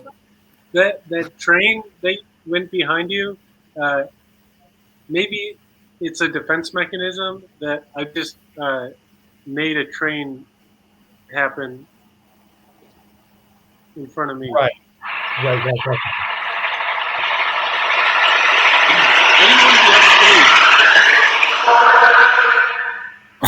be It sounds like a plane taking off for part of it. Yeah. that last part, like, it almost sounds vocal to me. You might not be able to get the detail of it, but it almost sounds like people going, ah. To me, it sounded like somebody speaking over a loudspeaker in an echoey room or like an echoey train station. You know, I do think projection is definitely one of mine. I think it's everyone's, but sometimes I'll be like at a party or something. There'll just be some person, it can be a man or a woman, but that they just piss me off or something, or I've learned that I don't like them, and I can like see them out, and I'm like inside, I'm like, and when I really take a step back, it's really that they have similar personality traits as me, and like I'm seeing myself in them, and I'm like, So you hate yourself, so you hate them. I think maybe I'm seeing qualities of myself that maybe I don't like about myself or something, you know, or they're just funny and I'm like Jealous or so, yeah, because I or intimidated or threatened, maybe. yeah, it's yeah, that's what it is. We're just I think that's one of mine. Yeah. I can totally relate. Right. Yeah. No, just the thing of seeing attributes that you yourself might have in other people, and like, oh, I don't like that, and then realizing, oh, they're similar to me. Yeah. Yep. What about you, Max? I'm thinking. I think one of my biggest. I can't really recall the, psychological defense mechanisms. There are specific ones, but I know one of the things that I use to defend myself is isolating and withdrawing. And Interesting. I feel that a little bit. Isolating yourself. yeah, that's part of it, but also just like withdrawing and becoming distant. If I feel uncomfortable or threatened or something, sometimes I just become more distant. Yeah, I understand that one a lot. I think I do that a lot. Where I will. Well, it's like I'll get upset at first that I'm not being distant, uh, and then realize, oh wait, I'm not actually mad at this person. I just need time for myself, and then withdraw into myself. Okay, here's some fun ones. I'm looking some up. Let's raise your hand if you recognize this in yourself. Okay, we got repression, obviously. Repression is a hard one because it's hard to know if you were repressing something. Sure. I think it takes a lot of work. I think the when you know you're repressing something is when one of you, the people closest to you, is saying something in a nice way that at any other time you would probably agree with, and you react like, no, I don't. You know what I mean? Like that should be the trigger for you to know that something's up, because it's like you're defensive over. I don't know. You know that classic scene? It's like a classic scene in TV and plays and movies where someone just like does not want to accept the truth and they get so angry. And as an audience member, you're angry at them. You're like, can't you see? Your sister was just trying to help. Your sister would never do you wrong, And it's like you stormed out. Where are you going to go? I feel for her. I feel like Blake Lively plays that in something. Which Okay, one? Denial. Anyone denying? That's what I think Denying a more lot. when people get mad when they're confronted with the truth. It's when they're in denial. Oh, you think it's denial? That would make sense. Denial. I think repression is more like repression is more like a subconscious denial where you can't even become conscious of it. Are we talking about literal full repressed memories? I mean, not entirely, but that's part of it. But there can be like a repressed, like, not just memories, but like feelings, desires. It's like when you're lying to yourself. Beliefs. Yeah, but the thing is, repression is not a conscious thing, whereas denial is the same thing, but it's more conscious. Sure. No, that makes sense. I think in denial, or in repression, you're more likely to be like baffled by the idea that it could be true because you're so like unaware of it. Ringing any bells with anyone? Anyone any repressed stuff coming up for you? No. Dang it. No. Okay, then we got projection, which obviously very common. I think everybody does denial sometimes. Absolutely. I would be surprised if there was one person who wake up. We do it every day when we wake up. We're like, I like this society we built. You haven't met me, have you? No, why do you love this society? No, it's the opposite. I wouldn't pretend that. No, I know. I'm just saying, like, we all still participate in it, and it's this endless matrix of hell. So it's just that, like, you're smiling, but you're crying because you're not allowed to frown. Yeah. We all don't love capitalism. Some of us do. Depends. Not me. I just meant some of us white guys. Displacement is another one. What's that? Thinking that Satisfying an impulse, like aggression, oh, with a substitute object. So when you punch a wall, white guys are good at this one. White guys fucking love punching holes in walls. And one time I made a TikTok about that, and all these comments were like, "You're stereotyping." And then I like went around my house and showed in my parents' house like all the places that my brothers and my dad punch holes in the wall. And I was like, one brother and my dad in one place, but like I in college had 2 different roommates punch a hole in the wall. That was just an experience for me. It was being around these men. I huh. put a hole in a wall one time. Yeah. You did that? Yeah, I did. There you go. It was, Wow. I've never had a hole in the wall experience. Yeah. It was. Well, are we talking about like a truck stop bathroom hole in the wall experience, or That's a hole in a Yes. Yeah, it's a hole in a stall? hole, that's a hole in a a stall. hole in a Damn stall, it. not a hole in a wall. Well, no, a glory hole can be through anything. It doesn't have to be through a stall. Just so Yeah, you know. not truck stall stop. exclusive. What'd you say? Not a truck stop. I don't know. Maybe there's like one that the truck stop owner built in that he can reach from his office because he's too lazy to go around. That would be so convenient, but I don't think so. You know what? Have you been to every truck stop in America or in the world? Max, Practically. be honest. Be honest. Okay, fine. I'll be Practically. honest. Yes, I have. Okay, Okay. I admit it. You got over that denial. He loves. He doesn't use them. He just likes finding them. It wasn't on purpose. It just happened accidentally. Yeah.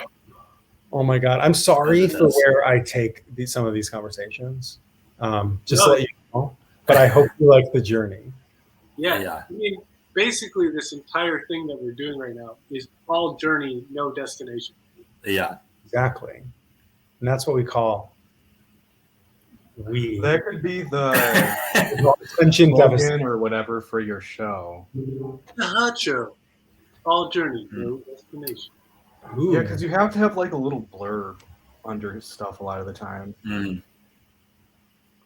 Yeah, but have it say something. What if it changes all the time? What if it's like Let's check it. Well, let's see. Maybe I could change. a hot show, like meat included? You know, like weird stuff that doesn't make any sense. Wait, what'd you say? No refund. I didn't say what. No. Actually, what did you say? I mean, I said Meat the hot included. show, meat included, or I like like that. the hot show, like Salt to taste. yeah.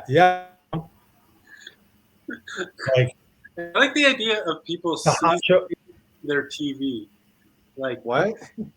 like seasoning the things that they watch. Like, I don't enjoy this quite enough. I'm gonna put some effects on this. Oh, interesting. Sometimes they Ooh, Enjoy it. like this Oh, Friends songs episode is by, like, boring. slowing them down. I'm gonna like, slow speeding it them up down to see if they're 50%. better. I'm gonna No, I'm gonna add some music in here. I'm thinking like you Frasier is too boring. Like add flames around them. You know, like make it Frasier in hell. It's ridiculous to suggest Frasier could ever be boring, though. No, I do love Frasier. I Yeah. own all 11 seasons on. What sound is You that? sound defensive. What is that? That sounds like Sounds like a money counter. Like, Yeah, that one didn't really work out. It was flames crackling. mm. It sounds gentlemen, like chewing. I'm gonna go. I'm gonna go in a few minutes. And a few. Yeah. Yeah, my friend Adam is coming over at 10. Oh, nice. So we're gonna watch whatever the terrible new American Horror Story is, because they're just so awful now, and I love them. What is What season is this? So there was no season. They did 9, which was 1984, summer camp themed. And then there was no season because of COVID. And so this is season 10, and it's called Double Feature. And it was split into 2 parts, and they're both 6 episodes. And the first part already aired, and the second one started last night, or maybe the night before.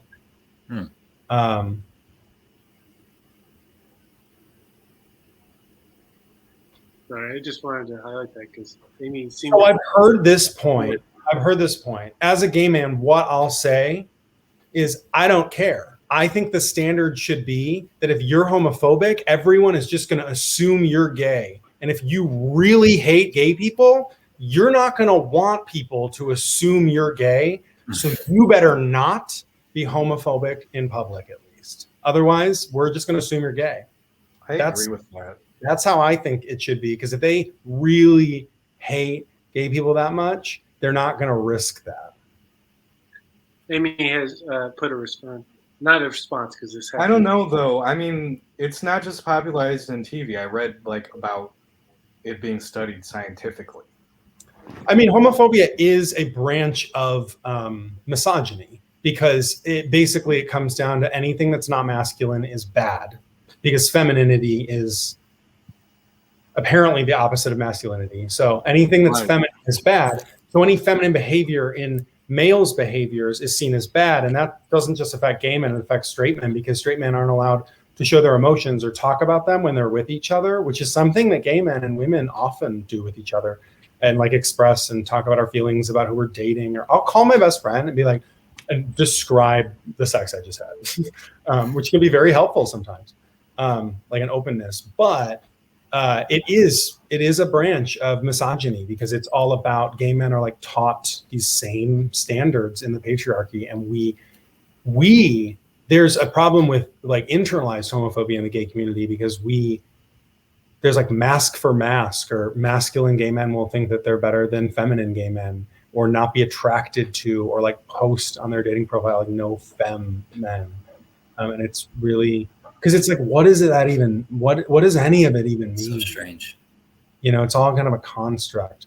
But in my experience as a gay man, a lot of the people I've come across, that there have been 3 different experiences in my life where someone who was formerly kind of weird or mean to me about being gay then either asked me or sent me something later on that was sexual. And that's just in my experience. And in my early 20s, that's why my username was Call Me By Your Wife's Name on TikTok, because I would make some jokes about sleeping with married men, but there's a lot of shit there. Now we're back to the bisexuality thing, but that's my thing, is even if that's true and most of the bad people are just gay hating straight people who love Jesus and hate penises and buttholes, then I'm just going to assume they're gay when I meet them. And that'll probably piss them off, And it's well, don't hate me, and then you can be straight. I feel like we should just turn it on them. We should all decide at once. No? Just me? I like that. No, I agree. Or we could just behead them. I'm also into that. But Bring back beheading. I'm not really a humanitarian, so. But anyway, yeah. So I want to ask that Amy, right? Yeah. Yeah, their name is. They were on for a second, and they're having technical issues. Oh, I was just going to say, I want to know if they're a part of the queer community, or what they've read that goes into where homophobia is rooted. Religion. But, yeah. Well, but if you get going, maybe we could bring you both back on, and you can talk about this. Mm-hmm. It's been pretty interesting, actually. I'm really enjoying it. Yeah, I mean, I just I've heard that before, but it's like Max said, because I think I've read an article about that same study, and it just makes a lot of sense. I also see it in my behavior when I was in middle school and the way I would talk about stuff before I was out. Also, maybe I should just like get government funding and do a study and just go out and find a bunch of homophobic guys and blow them. Well, they did a study. That's what I'm talking about. But I mean, you could do that. I Did don't know I if you already do this study? Was that me? It just wasn't government. It's It self-funded. wasn't government funded yet. A self-funded study. Yeah. Well, you guys are cool. Is this always the crew? Is it usually similar or? Yeah, the four of us usually make it. Amy is a return viewer / participant. Love Amy. What? What? I said I love Amy. Classic Amy. Amy's great. Well, that's cool. You guys are fun. How do you, Okay, I found the study or something describing the study. oh, that's I'll awesome. post it in the private chat. You are Dan. part of the queer community. Okay. Cool. Yeah, I don't know. It's a weird thing. You only see homophobia. You see homophobia most often in men, because it is. She's right. It's rooted in misogyny. God, can't you guys Definitely. go talk to all your friends and tell them, you listen up here. You get out of here. I'm just kidding. You guys don't know these homophobes. I don't know, but this article is associated with homosexual arousal. What publication is this? BroadwayWorld.com.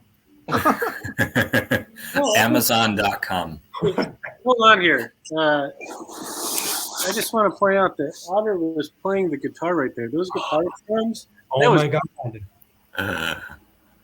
You got to get to Talented cat. that. Sorry.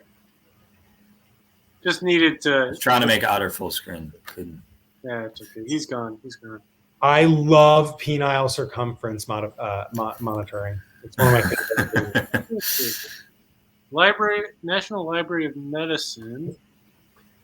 But they. I don't know. Here's the thing, though, is with studies, you could do a study on something and prove anything. You could do as many studies as you want, and you could look up right now on Google, like, will coffee kill me? Will coffee make me live longer?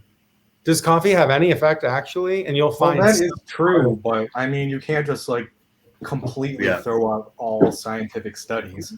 But you also have to kind of like, I mean, the important thing about a study is it reproducible and is it scientifically valid, like double blind or whatever, or peer reviewed as well. That's also important. It has the scientific community looked at it and said, right. That I mean, makes you sense. have to make sure it had like water, but does this one? I couldn't hear what you said. Sorry. Is this one good? I don't know. We would actually have to look at the study to really know. All right, next, this is your homework. I need you to read up on this. It's very important for America. You're going to save the world. Got nothing from him there. But yeah, no, he wasn't listening. He was reading. I was trying to read it. I sort of wish I knew, like, I don't think I know any, like, raging homophobes. Like, I sort of, like, I've always wanted to, like, encounter a Westboro Baptist Church protest, like, just for, like, I fantasized about, like, different ways of, like, fucking with them. Yeah. Or just, like, how I would handle that. Here, I'm going to highlight the main point, their big takeaway here. Homophobia is apparently associated with homosexual arousal. That the homophobic individual is either unaware of or denies. Beautiful. Yeah. Beautiful. Needs more penile circumference. Yeah, measuring. Yeah. I want you to measure your penile circumference while singing. Mm. I think I would have trouble doing both at the same time. Well, that's A lot of challenge. vocal quavering. Random high notes. Yeah. So before I leave, I would like you all to sing me one line of a song of your choice, but I want to hear your beautiful voices. It's like rain on your wedding day. Yes. Excellent. Love me some Alanis. Remember when she guest starred in Nip Tuck? I do. Sadly, I don't. I have not seen that Nip Tuck, Reimer. appearance by Alanis. All right, Max, you're up next. What song? Give me anything. I recommend walking around naked in your living room. Yeah. Fuck yeah. Nice. I think that's the best Really? Alanis song. You what? I think that's the best Alanis song. You live. No, wait. Is that's You Live, You Learn? Yeah. Yeah, that's a good one. That is a good one. Man, oh, there's so many. What about you, Dan? Hot. I do not have any Alanis Morissette song. That's okay. Ah. It could be any song. The song that As came to long as it can be any song, as long as it's an Alanis Morissette song. Yeah. I mean, I could look up the lyrics to an Alanis Morissette song and try to sing a lyric. What about like That would be Thank kind of fun. you, India. Thank you, Terror. Or whatever that song is. Thank you, discernment. Although I do love the lyric where she says, how about them transparent dangling carrots? I just remember being like, fuck. Just thinking about my transparent dangling carrots, whatever's keeping me going. I've always, yeah. So it is a reference to like Parrot the dangling? It's like a- donkey and the carrot concept. Yeah, or like in cartoons, yeah, that idea that keeps you going, but dreams, are like human ambitions that keep us going. How about them transparent dangling carrots? How about stopping eating when I'm full up? That's the next line. That song's weird. Is that off Jagged Little Pill? No, that was like the next album, maybe. Ah, that's why I Supposed don't know. it. former infatuation junkie.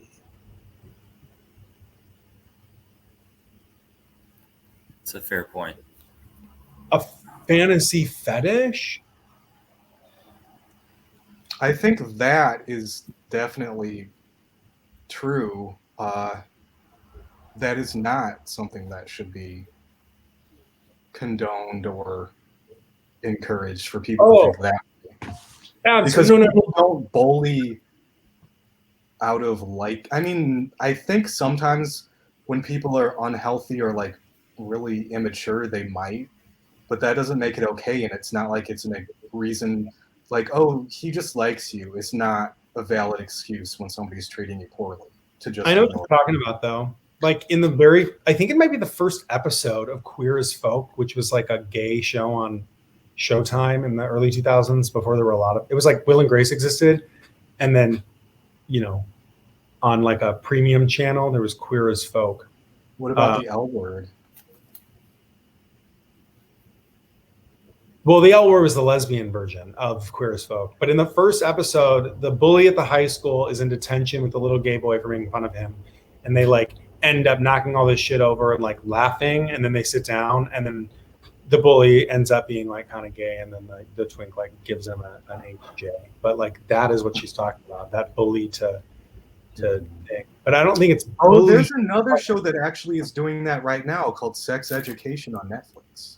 Oh, yeah, there you go. Keep And I hearing thought that. that- Should watch that show. It's a good one. It's a good show, but I do think that is a little bit problematic and concerning that's. They need to address that in a. I mean, look at all the shit. For a while, everyone on TV was white. Then all of a sudden, you know, there were other people. But like, I was watching randomly like 5 things that I put on a few weeks ago had the trope of the black woman therapist in like 5 different shows or things that I was watching. Like it was White Lotus, which they were all different forms of it. White Lotus is a satire in itself. So like they acknowledge and show scenes of that character that it's blatantly it's showing the audience that like this woman has to listen to these rich white people. And it's Was one of them normal people? no, but there's another one. Okay. You know, and then there was in a show called Never Have I Ever by Mindy Kaling on Netflix. There was one. It's the woman from Reno 911. Lucy Nash. And the black is that her name? The black woman on that? Yeah. Then yes. And then there were a bunch of shit that I was like one after another. Ted Lasso even has that. You know, she's kind of like a therapist for the team. But what it's about characters is like it's supposed to be progression of like, oh, but we're portraying a black woman in this very awesome role of what she does for a living. But they don't go into anything about her family or her backstory or what she feels. Like, you does know, she get to to serve the be white a real person in the show, or is she just a person in a good position, but you don't know anything about it? Exactly. Yeah. Yes. Ooh, I don't know the Glee one. Oh, Glee. Yes, it was Kurt's thing. I watched the first season of that. I thought it was going to be really helpful for music ed, like getting kids involved in choir. But then it just turned out to be about like them like doing drugs in each other's basements. And I was like, okay. We don't want to keep you. We've kept you way late. My phone is there, and I have to check it. They might be here, so I'm gonna let you go. But thanks for having me. Yeah, you're really welcome back anytime. It's been such a pleasure to have you. Thanks. I had a lot of fun, and it would make Thursday nights more interesting, considering. Yeah, please come back anytime. Puzzle that I'm working on. But I'm gonna update us on the puzzle. I will. I'll probably finish it tomorrow afternoon while I'm working from home. Oh, okay. By working, I mean doing a puzzle from home. All right. Well, thanks, guys, and thanks for having me. It was nice meeting you, Ryan. Promote before you go. I mean, you can go and watch some of my TikToks. I couldn't do any comedy during the quarantine or like live theater. So I started like making some sketches or some jokes or turning some of my stand-up into stuff. And I have like some of a following and some of my videos I think are funny, but some of them have gone really viral. So you can check it out at Call Me By Your Wife's Name. Congratulations. That's really cool. Wonderful. Oh, he's gone. I have to go soon too, but gone. What an exit. I'm really tired and I have to go. Some of them have gone really viral. I'm out. Yeah, that was funny. I don't know. Anyway, I'm really tired and I have to go soon, but I want to share briefly this game that I made for a contest. Great. I want to show you the screen and share the link because I want to show it off for a second. Yeah. That's all right.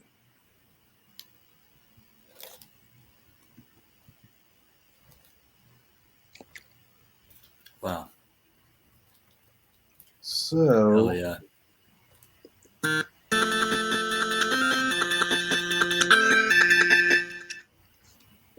So this is the game. I made it in like 5 days. So I've been working nonstop on it. It's pretty cool. I hope that I win the competition. It's really, it looks really glitchy from this side. I love it. But it looks great. I saw a video of it. Screenshot of a different level. It's so cool. It looks great. Man, how can I And this is play the it? link. Oh, cool. Thanks. You can play it in your browser. Do you make the music too?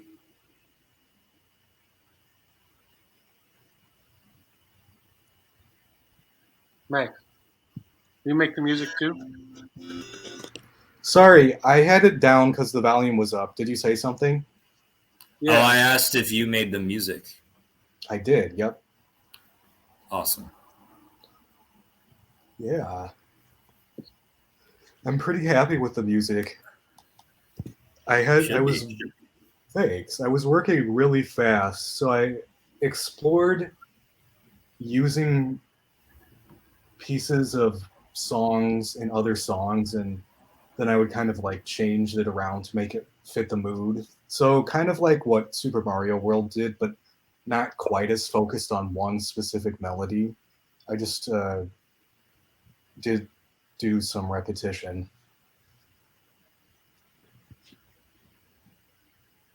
Awesome. I like that. Well, we went really long tonight. Yeah. And to be honest, I personally could even keep going, I think. But I understand if everyone else is on their way out. I'm just cannot tired. stay. I gotta go. Well, What's that? Thanks for coming, Max. I really You're welcome. appreciate you being here. Thanks for having me. Is there anything you want to promote besides your game? Oh, well, I want to promote the link to my game. Oh yeah, let me post that. Sorry.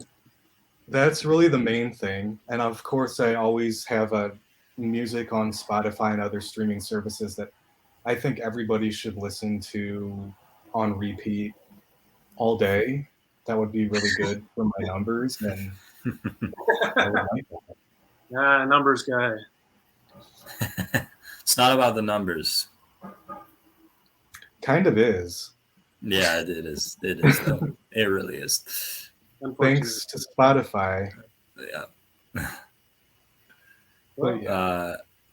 Thanks. Thank you. Have a nice night. You All too. right. Bye, Max. Well, here we are. What did you say there? What about your willingness to continue, or if you have to go, or whatever?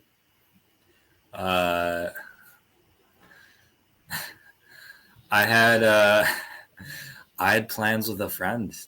I don't think they're gonna happen. It wasn't. It was more of a like, hey, come over if you're free. I'm having a little thing. Oh yeah. But I understand. I don't think I could. They're probably still hanging, but I was already a little reluctant to like, even if we ended like on time, I was already a little reluctant to go, and now I'm more reluctant to go. So It's kind of it's okay. This kind of feels like maybe it's the after show. Yeah, it's definitely a different vibe in here. It is. It is. It feels different. You know what? I have to do something. Let's go feed Otter. I'm feeding him really late. Now that we don't have guests anymore, I'm gonna crunch into my mic. Oh yeah, please crunch away. All our friends are flaky. They never make it here.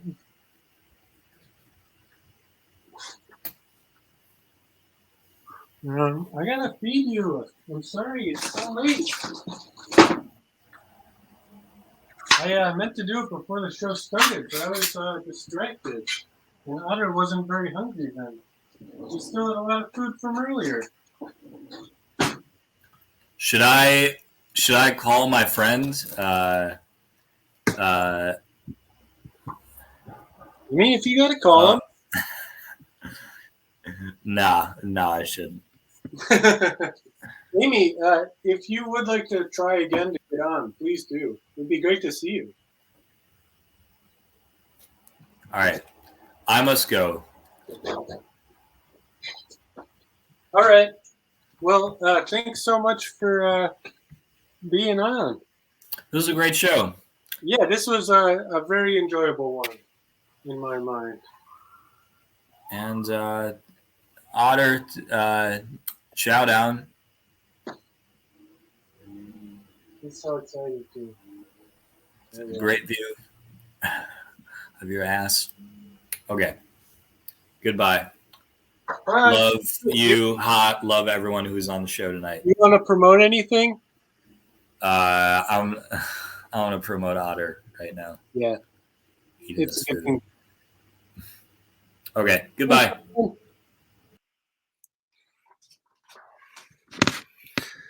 Well, I'm going to keep feeding Otter. You're welcome to hang out or whatever. But here's some time with Otter.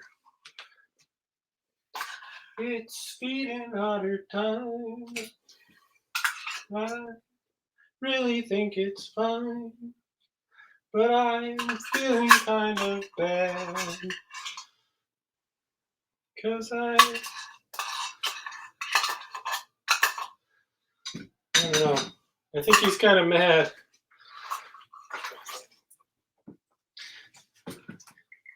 Maybe he's just a little hungry. So I know what I will do. I will open up a can and feed him seafood.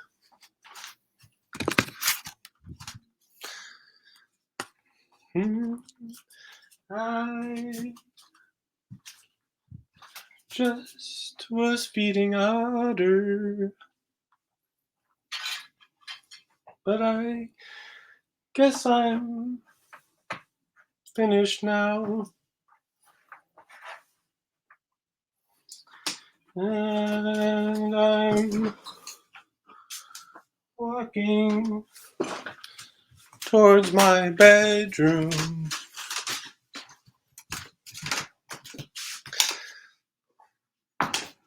But I have no idea why. That one didn't rhyme at the end. I think something happened there. Why am I in here? I don't know. Here, you want to see something nice?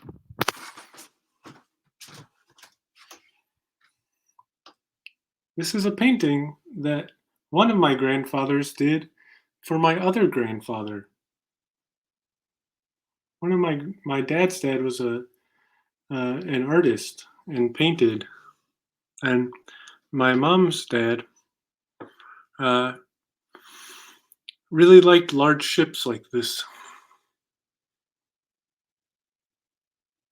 Isn't it nice? I really like it.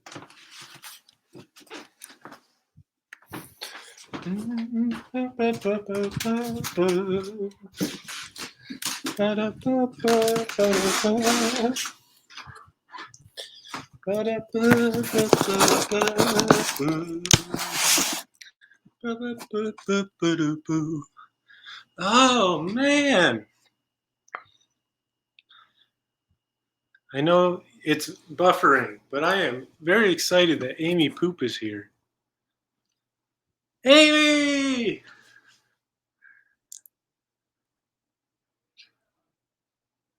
How's it going, Amy? Can you hear me? Can I hear you? You're frozen. Hello, friend.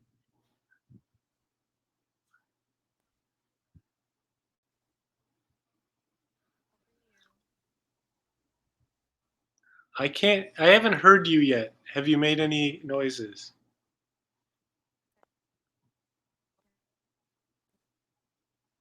Maybe Hmm. next week I'll try to join. I can't hear you.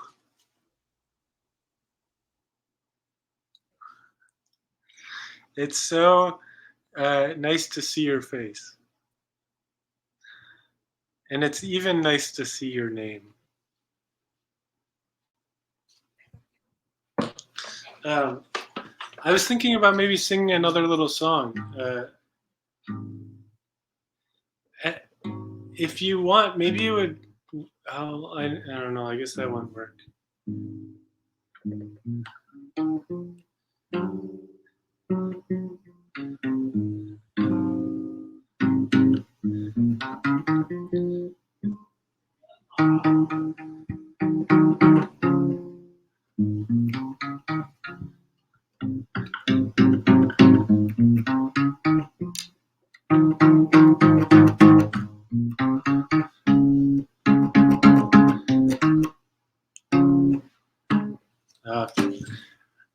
I didn't get it. I lost it. Okay. I'm going to play a little song. I hope that your phone turned upside down. Yeah. It seems like some weird stuff's going on. But can you? Oh, you're gone.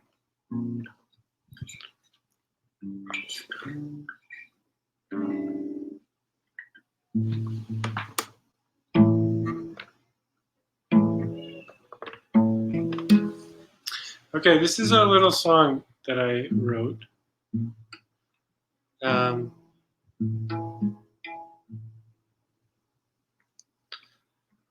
Why do my eyes look to the sky to find out why they've been crying? And how do you know what's buried below the parables told when you were 9 years old? It sure snow piled high up on the mine.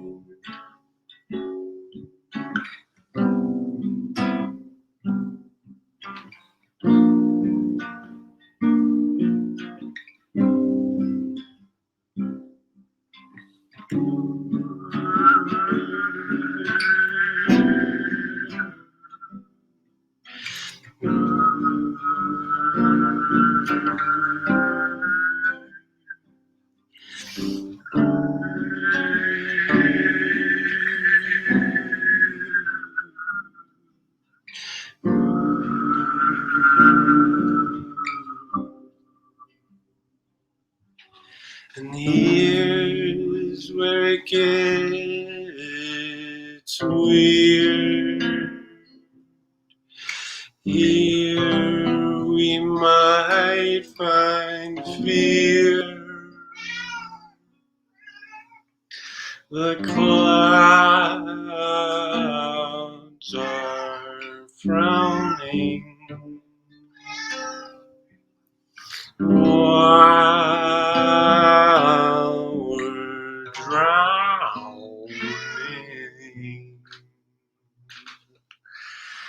But here it might get clear. The sun almost seems so near. The snow could melt.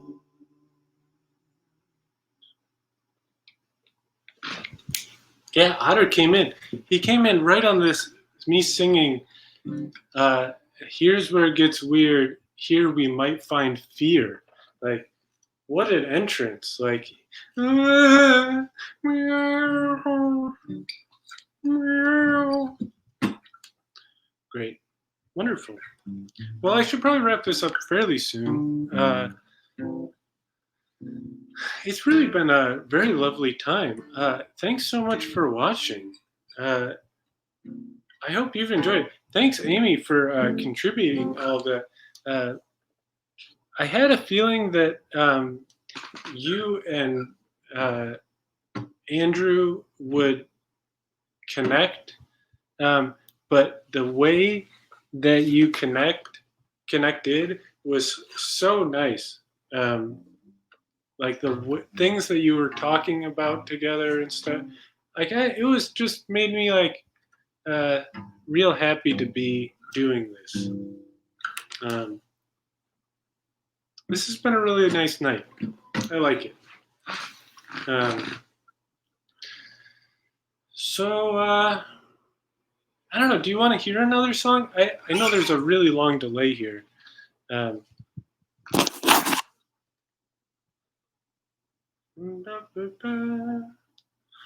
know. Do you want to hear another one, Amy? Or other person watching, if you have a way to communicate with me. Oh, I feel so bad. Polly the Puma, Polly the Puma sends her greetings to all of us.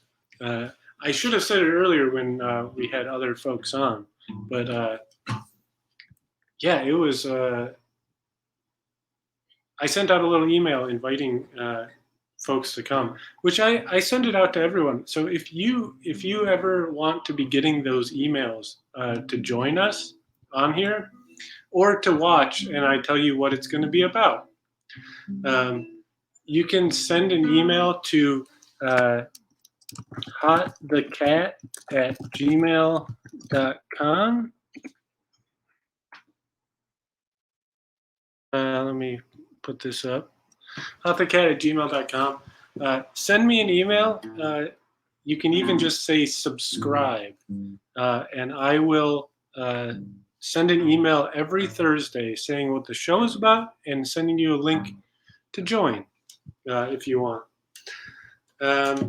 It'd be lovely to have you anytime, anybody, honestly. Everyone that has come on has been a complete joy to have.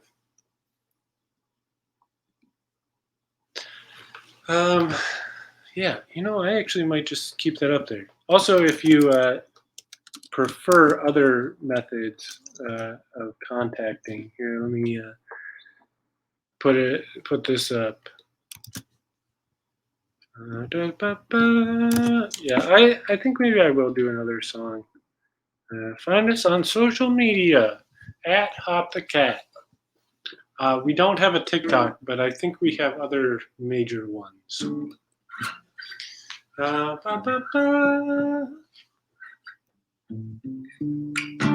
For some reason, right now, I want to play the art song, which was an episode that we did a few weeks back where we did some art. That's the first song that popped in my head. Let's do some art. Let me see, make sure I can get this. Let's do some art. I want to see your paintings of clouds. Let's do some art. Draw our faces, but with snouts. I want to see what you create. What can you do with paper mache? I want to make some art with you. Come on and grab your scissors and glue. Let's make some art. Let's make some art.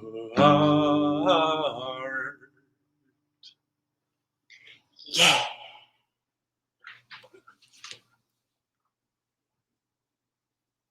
Mm.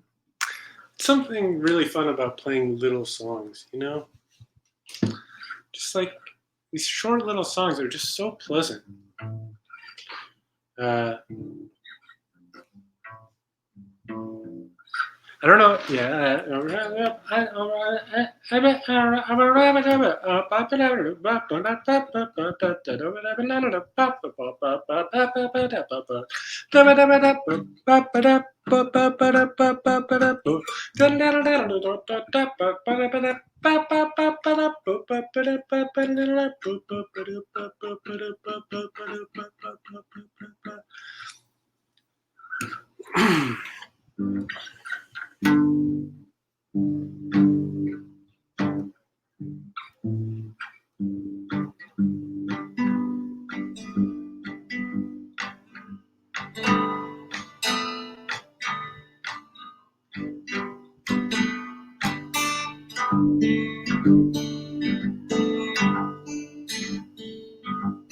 I'm singing a song.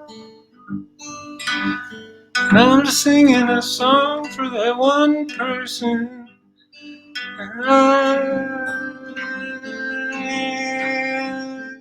It's Amy.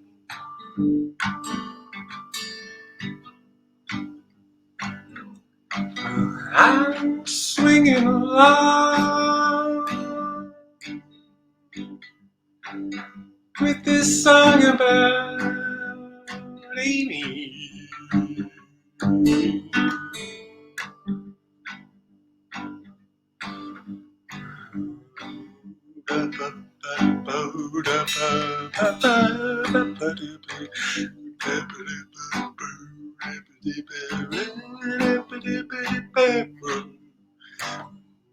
Amy, so great. I love seeing your name in the comments. Baby, it's great. Every time I see you, it feels like a comet. And I know feel the same. Me, it's great to see you. I always like when you're around.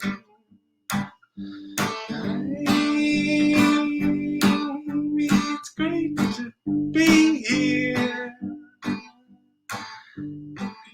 Even though your phone video didn't have sound.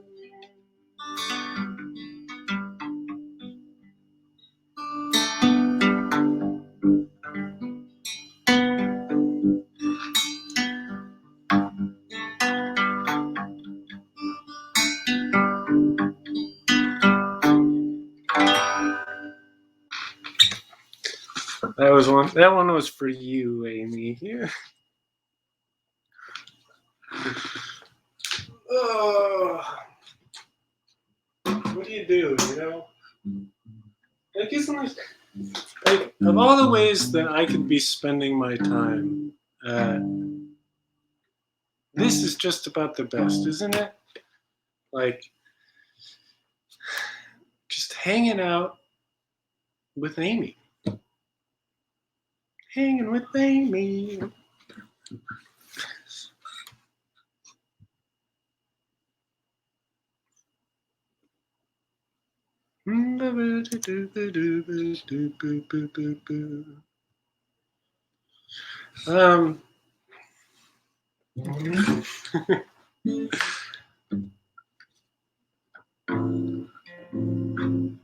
I think my guitar is out of tune.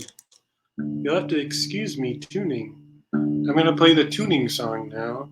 I hope it'll be a short rendition of it.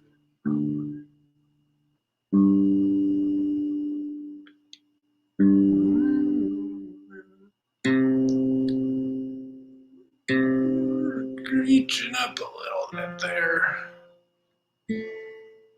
Creeping along up the strings.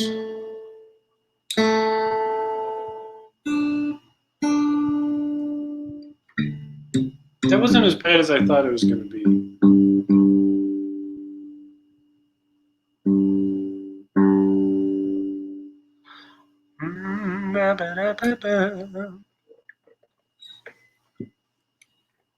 Tuna. I'm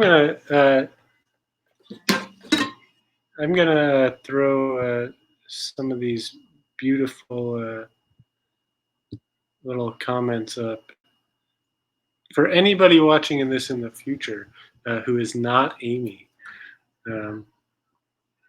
because I don't think the comments keep there. But I like this one. I like joy as a verb there. That's very nice. Isn't joy so often a verb? It's such a tuna. This is the one that really caught my eye and made me feel that I need to be presenting this for posterity, for the future.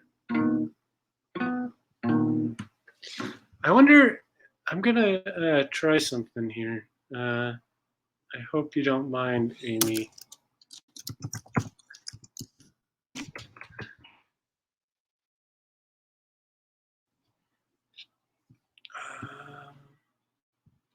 Oh, you know what? I can do this in a different way. But don't mind me. Don't mind me. I'm just tuning in around.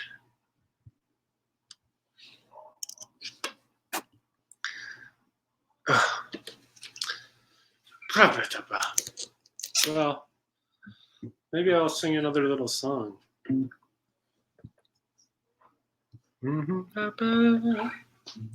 What's another? Oh, I wrote this other one for this show that is also a short little song.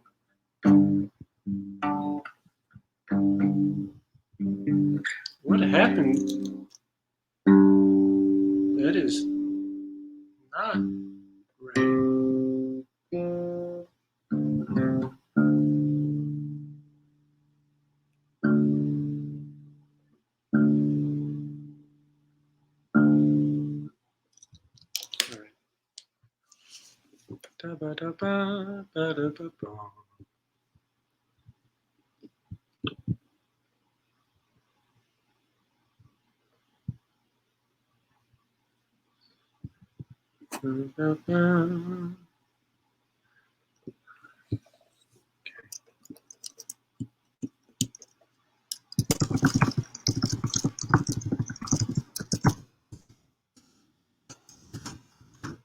You'll really have to excuse me here.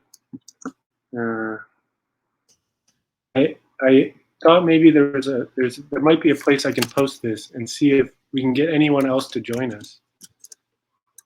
Oops.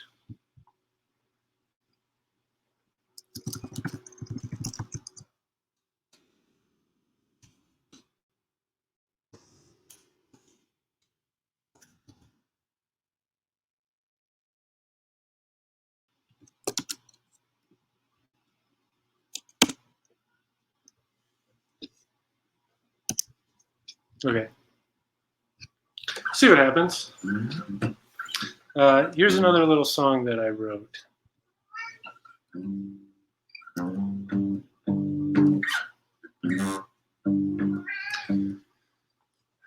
What's the coolest sound you can make?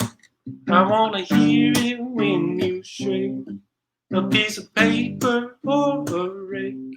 Drop some jello on a plate. I wanna hear the things you do. Put your nose on a kazoo. Whoopee cushion under your shoe. Glissando on your flute. I don't care what it takes. I just wanna hear the coolest sound you can make. What is the coolest sound you can make?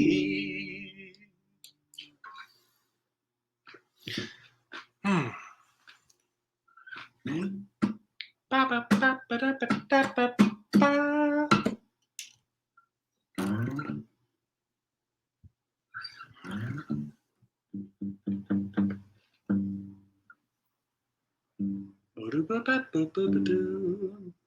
Here's the last little song that I wrote besides the outro song, which I will play at the end of this episode.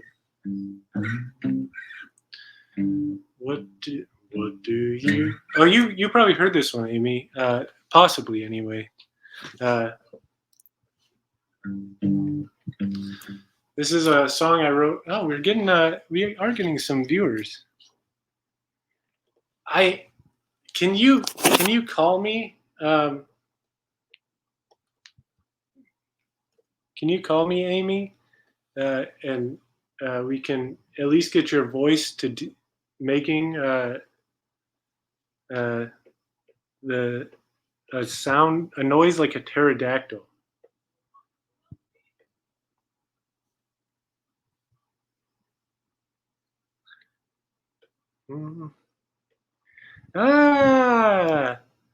One BBR is here. It's so nice to see you. I am so happy that you are here, one BBR. Okay. I know. I recognize you. Your name. I don't know you. Pterodactyl. There's the spelling. Amy, can you do it again? I didn't put you on speaker yet. Sorry. Okay. Are we prepared? Yeah. This is the coolest sound that Amy can make right now. Okay.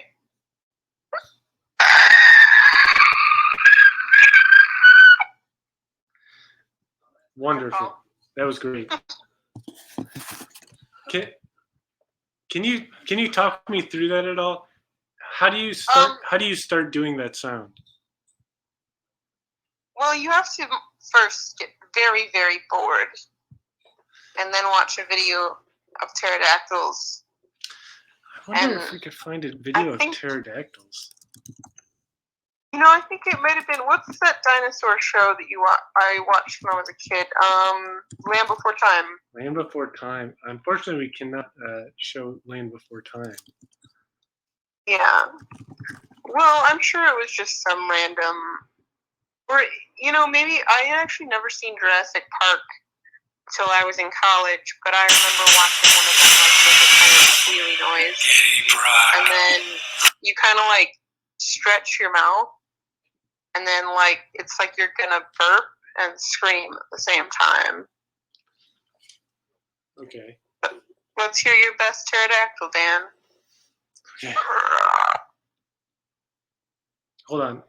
First, I want to get some inspiration here.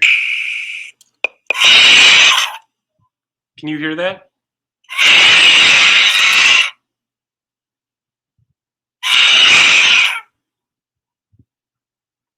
They seem a little bit.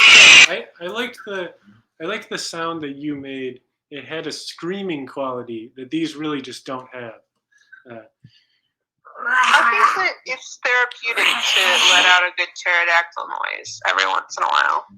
I feel like I'm not. There's something I'm missing here. I want to see.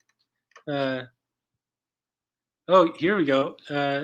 You probably already saw this, Amy, but I thought it was a great pterodactyl sound as well.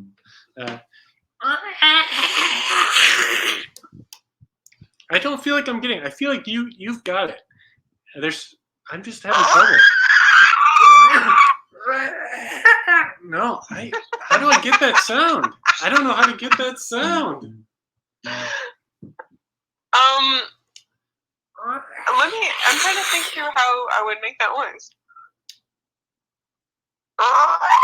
It's like you're gasping for air.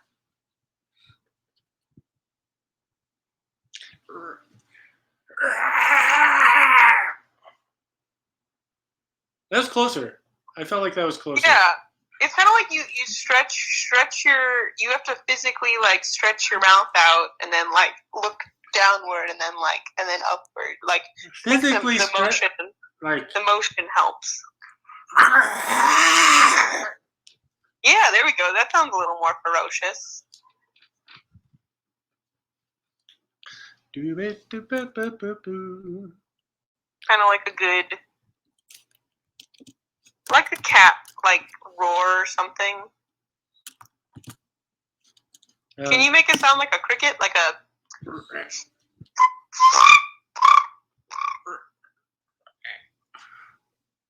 No, I don't know how to make that sound either. You have some interesting sounds you can make. My dad can make that sound. He used to. I don't know if your parents do this, or if anybody else's parents do this, or who's ever listening can comment. If you like have a unique noise that you can make, you can find your children in a large area. Oh yeah, that makes sense. So my dad, when we were like in a store or something, would chirp, and then we would know that it's like, I'm about to check out. Like, you need to come now, or like, That's live great. in the store for the rest of That's your life. amazing. I love that. If I ever need that, I want to have that ready in my life. I'm sure that a sound will appear that will help you find. Yeah, that'll work. Can you? That one seems a little less just like background noise than the cricket sound in a grocery store. Just being in a grocery store going.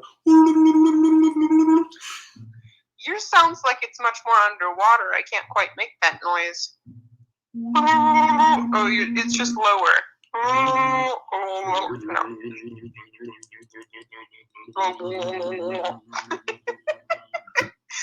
Oh man. If only the video option of this could work, it would be very embarrassing for me.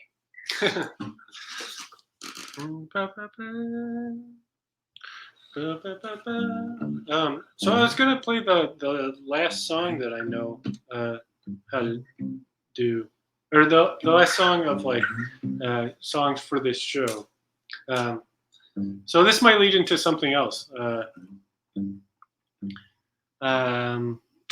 that sounds lovely. Let's see, it's what do you know about the plat? What do you know about the platypus or the stratosphere? What are the 4 ingredients you need to call it beer? Did you know the smallest bone you've got is in your ear? The summer on Uranus lasts 21 years. Come and test your knowledge. Come see if you're right. Find out what you know on the Hot Show Trivia Night.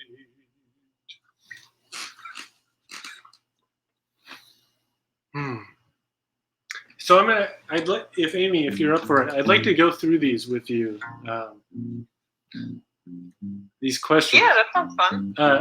What do you know about the platypus? Not very much. I know that they have like a flat kind of nose, and that they I had a Beanie Baby that looked like one when I was a kid, and it was purple with a yellow beak, and it looked kind of like a duck and a beaver. Would you say most of your platypus knowledge is based on Beanie Babies?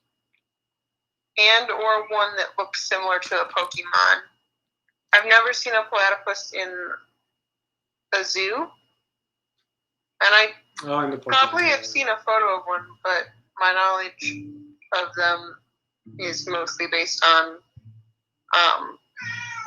cartoon or drawings of what's the plural of platypuses? Either platypuses or platypi. I would guess platypuses. Oh, here's Hunter.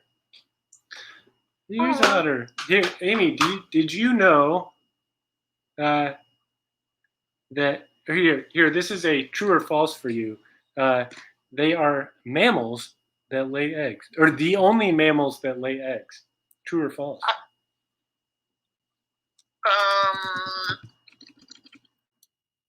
True, because they look kind of like ducks, but I'm not really sure. So I'm gonna go true.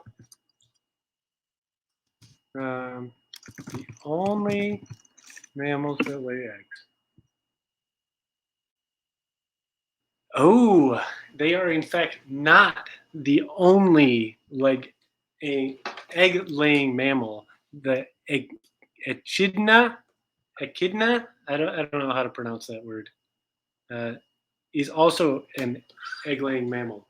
Thank you for the question, 1BBR. That was a great trivia. Here, let me put it up so people in the future know what I'm talking about. Well, I'll have to look up that other animal. What does the other one look like? Since I can't see, you need to describe it to me. Okay, I'm going to look it up and describe it to you. Echidna. I sat next to a blind guy on the bus the other day, and he asked me to describe where we were or something. He was like, I've heard that's quite an experience, actually. Well, I just feel like the public transit system is not built for people with disabilities in general. So it was interesting. Because I mean, there was no way of him knowing that I was wearing a transit uniform, even though I'm not actually an employee of them. But yeah. I think it was just because the bus was really crowded, and he just wanted to know if he could get out of that stop. And I was like, yeah, I'll help people move out of your way. Echidna. Echidna. AK? Echidna. It actually starts with an ECH. ECHIDNA. And it's pronounced echidna. Huh. And they... You weren't a kid in that. Let me try to describe this. An echidna is kind of like a small, round, very spherical animal with it looks like porcupine quills. And they have little small faces with long snouts. Huh. I'm picturing what are those ones with the hard shell and the little... Man, porcupines are cute. There's a photo. They look both terrifying and cute somehow. What am I thinking of? I held one once at a nature center in Florida. Oh man! I know you can't see this, but I'm looking at an echidna baby currently, and I have to say it looks like an animal that would be in Star Wars, that would be in the cantina that they go to, the bar place. It's such a weird looking little thing. Oh my god! When you look this up, there's a new thing on Wikipedia where there's a little video aspect of it. Oh. And the first thing that comes up is a little...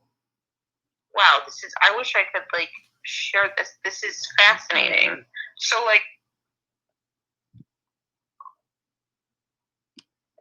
I guess the best way I can describe it is it's a video game almost, or it's an animation is what it is. But I'm just gonna message it so that you can see this. It's fascinating.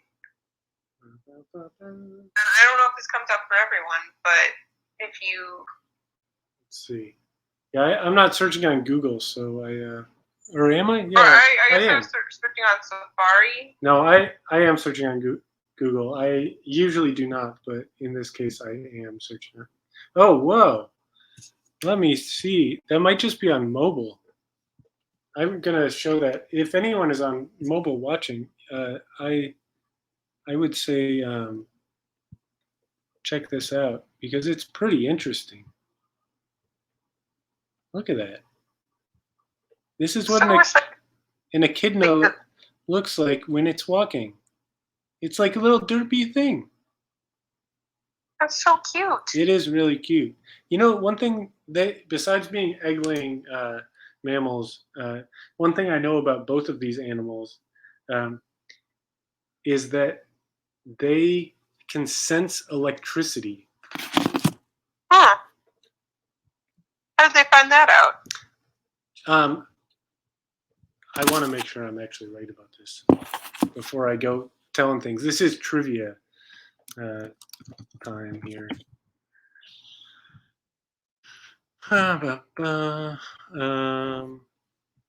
Electricity. They can pick up on electrical impulses given off by prey like insects and worms. Oh. In addition, Well, that makes sense because it says that they eat ants and termites, and termites are like inside of trees. So I feel like that would be helpful. Thanks for coming, one In our BBBR. It's been a real pleasure to have you. I hope the audio is okay. Are you watching still, Amy? I can't do both at once, I don't think. Okay, yeah, I mean, that's fine. I was just curious.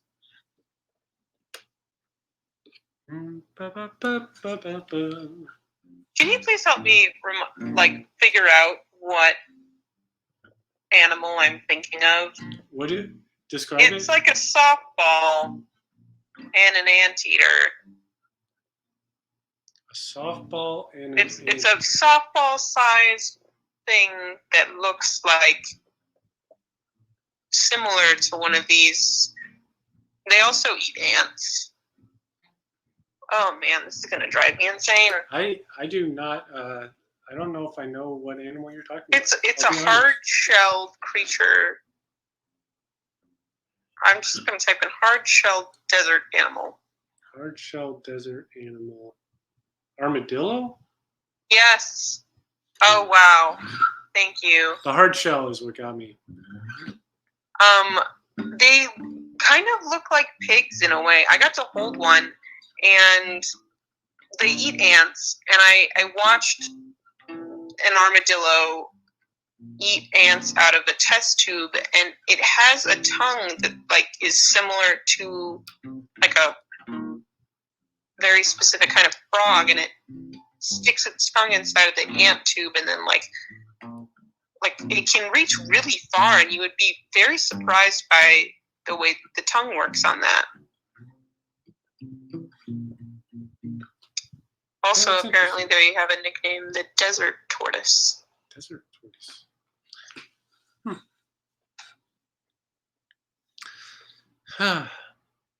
You know, I think I'm starting to feel like it might be time to end. I was thinking about going for a while, but it's starting to feel like it might be about time. Alrighty, well, I'll just continue reading some Wikipedia pages about hard-shelled desert animals, but it was an absolute pleasure joining for a bit. Oh, you know, actually, I do want to get to another trivia question at least, if you're all right. I'm all right. I mean, all right with me asking the question. Of course. What do you know about the stratosphere? It's a layer above the atmosphere, I think. But before space, oh man, I can't remember. There was a time when I knew the answer to this.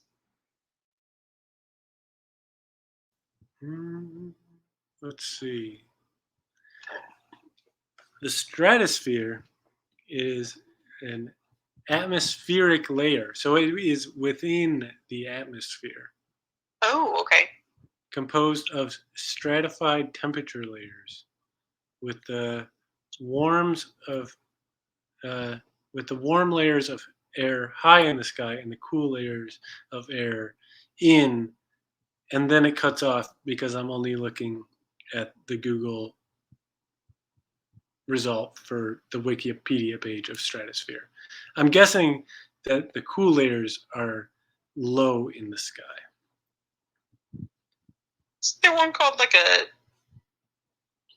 troposphere? Troposphere. I think you're right. What is the troposphere? That's the one near the ground, right? How do I remember that? It is the lowest region of the atmosphere, extending from the Earth's surface to a height of about 3.7 to 6.2 miles, which is the lower boundary of the stratosphere. The only reason why I remember that is when we learned about Hurricane Katrina and like how like if something's built below like the altitude of 0. That's why I remember that word. What happens then? Well, if you're below sea level, like it's just easier for your like, you know, when we started learning about global warming, like that if you're below sea level, you're more likely to get damage from storms. That's interesting. I guess that makes sense. You know, because the ice caps are melting and we're all gonna, you know. Anyways, what a lovely evening. Oh man, I'm so sorry. Well, it's really just been. Hasn't this been just such a nice night? I don't know if you hung out the whole time. But you were here for most of it. You were here for probably the longest out of anyone. I don't know. I joined when everyone was talking about improv, I think. Maybe a bit before then. Oh, so we were going for a little bit when that happened. I really enjoyed the part where I think maybe it was when Andrew was talking or somebody was initially speaking about just making art that isn't meant to be good. And I think that that's a great exercise for anyone starting out making things in general, but also just like in the best way possible. If you like making things, it's really easy to like feel like your good taste is going to influence that. There's a really great Ira Glass talk about this, and if you can trick yourself into just making something to make something and without having expectations of it, sometimes it's amazing just because you're not all in your head about it. Yeah. You know, and I feel like that goes back to like what we kind of were talking about, like where we said like the hot show, like all journey, no destination. Like it's all like sometimes we'll get places and it'll be great, but like it's not really about that. Like it's about like the process of like trying to do this. Like this is just something, and it's gonna be bad, but it's also gonna be good. But it's like about finding, to me, like it's about like finding those moments. About finding those like connections that happen and stuff, and I'm really excited about that. Like this episode, I think in particular has helped me feel that way. That sounds so lovely. Yeah. I really this is the first time that I've ever gone past like everyone else and just kept doing a thing. Every other time I've ended when other people left, but doing like staying has actually been a really nice experience for me because there are a lot of things that I want to do, but I don't know how to fit them in. I don't know how to fit in stuff with the rest of, because I'm so interested in what other people want to do and are doing. Like, I don't know, Andrew playing that like musical number and describing that whole music, that was such like a trip. Like, what a like bizarre and awesome thing to be working on. Yeah, my video went out or the audio went out because I had tried to join it for a moment. Oh yeah, during that's right. It was right during that moment. You're right. And that sounds like what an amazing, beautiful chaos. I don't know if you've watched Inside by Bo Burnham, but I haven't watched it all. I haven't watched it all. I've watched most of it. Oh wow! Well, it's a bit of a depression shitstorm if you're not prepared for it. So I mean, that's my number one. I guess like it can bring you back to some of the lonelier days of the pandemic, and that really felt really, really sad and hard. But like before vaccinations specifically, and yeah. Lockdown and isolation. So I think those are the parts that I think were hard to watch. But for the part where he just the "Welcome to the Internet" song really just like fits every aspect of my ADHD. It's like things can be both chaotic, and when you're trying to process it, like sometimes they're dark made and just trying to process fear and chaos and uncertainty.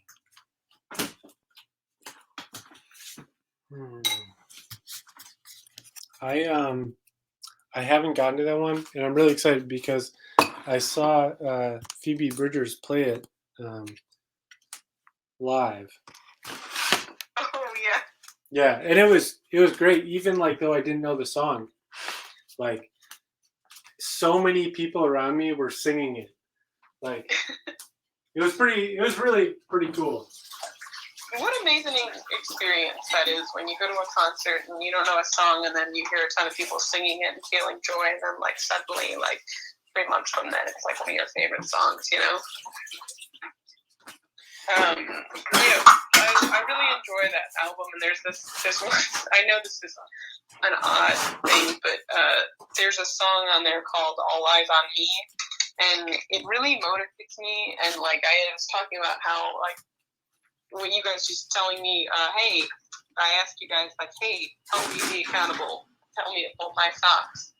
And like I really like I took some therapy, like I really need to like fold these socks, and I don't know why I keep avoiding it, because I was like, if I don't do this, I could just grab 2 right before I'm about to do it. But then I also have to stare at them in a pile on my floor. You know, I feel the exact same way about doing something. Like that's what this show is to me too. It's like holding me accountable for being creative and getting like, even though like nobody's really watching this, like I still am holding myself accountable to like put it out there for people to see. And every week that's what it is, like, because otherwise I think I just would let it go.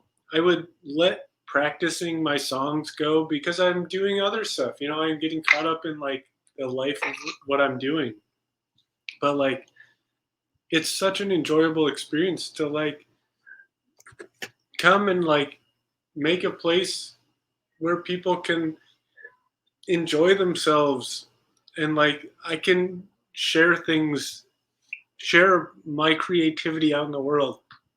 And it holds me accountable to that. And I'm really glad that it did that for you, even though it was something completely, it was folding socks, like, which is great too, you know? No, I like, even if it's as simple as like someone tunes in for a minute to hear it, it's so valuable. Yeah, like, it is. I don't know, I think an interesting assignment that a teacher once gave my class was like, what is your curriculum? And like what is like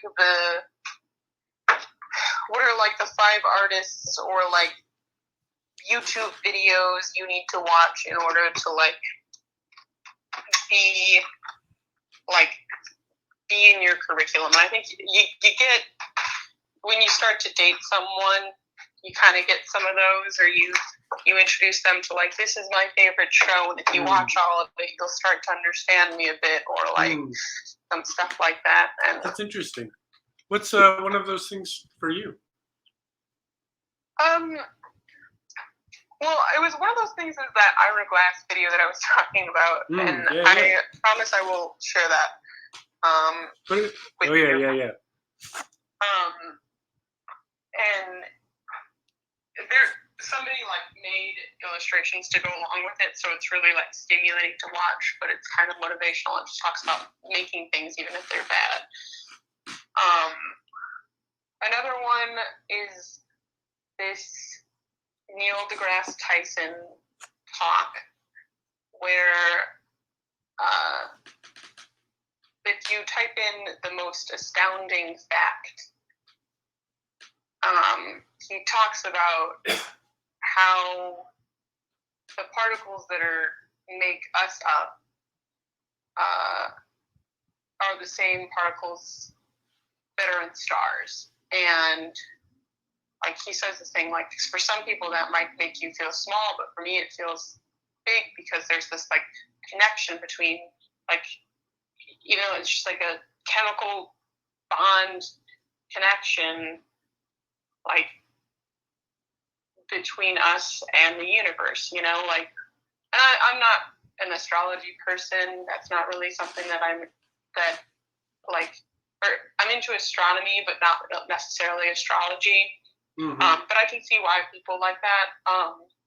And it just like kind of brings you back to like that like tiny bit of us is just so, we might be small, but like we all have these like amazing things about us that like connect us to other people, and like language is so fascinating. The other thing, and then the movie Waking Life, I feel like is another big one. That's I connect with that one too. Yeah, I connect a lot with that one. I feel like there's a lot of goofier ones in there that I probably need to write down, like Parks and Recreation. Like, I don't know. I will say that Parks and Rec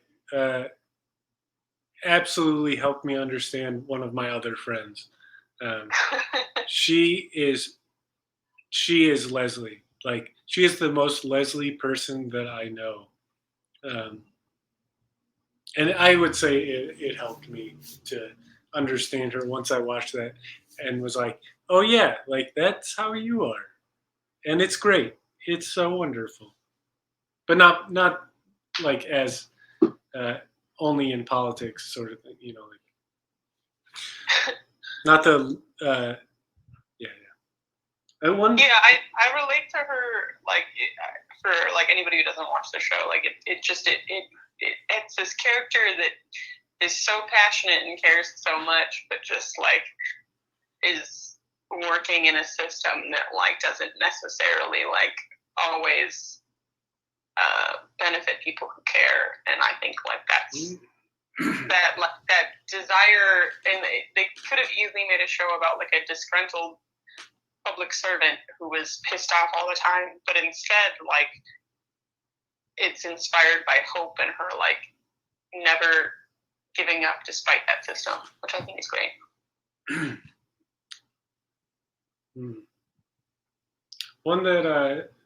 One that came to my mind was Miyazaki, but like specifically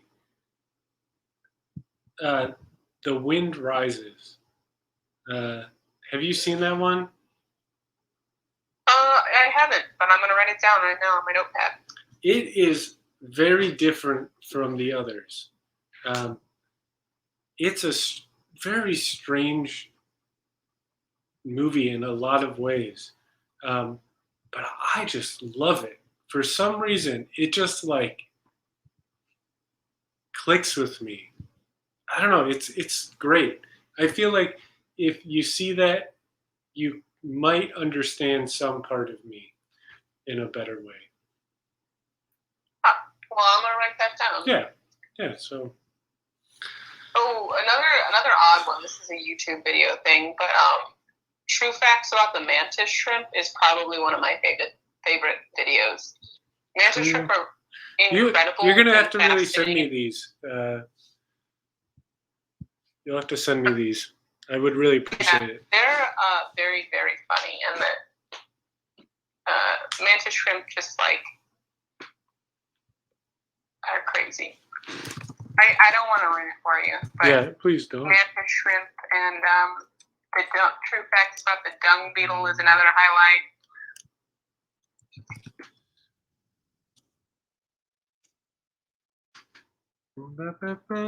You know, we're getting very close to something that I did not expect to do.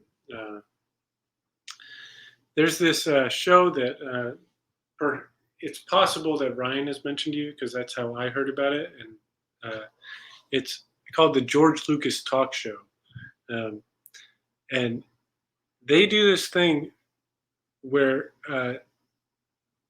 they kind of judge to some extent their episodes, whether or not they've been shorter or longer than the Martin Scorsese film The Irishman.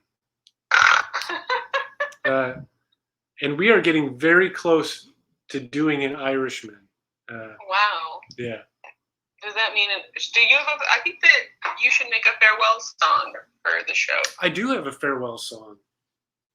All right. Actually, well, but maybe it's a good time to we have 8 minutes still, so I don't want to do it too soon.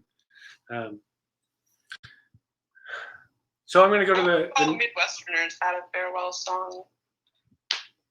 I have a really hard time at parties not saying goodbye to everyone like 200 times. I know I'm Irish, so hard. I've got that classic like I should be good at an Irish goodbye, but I'm also Midwestern, so.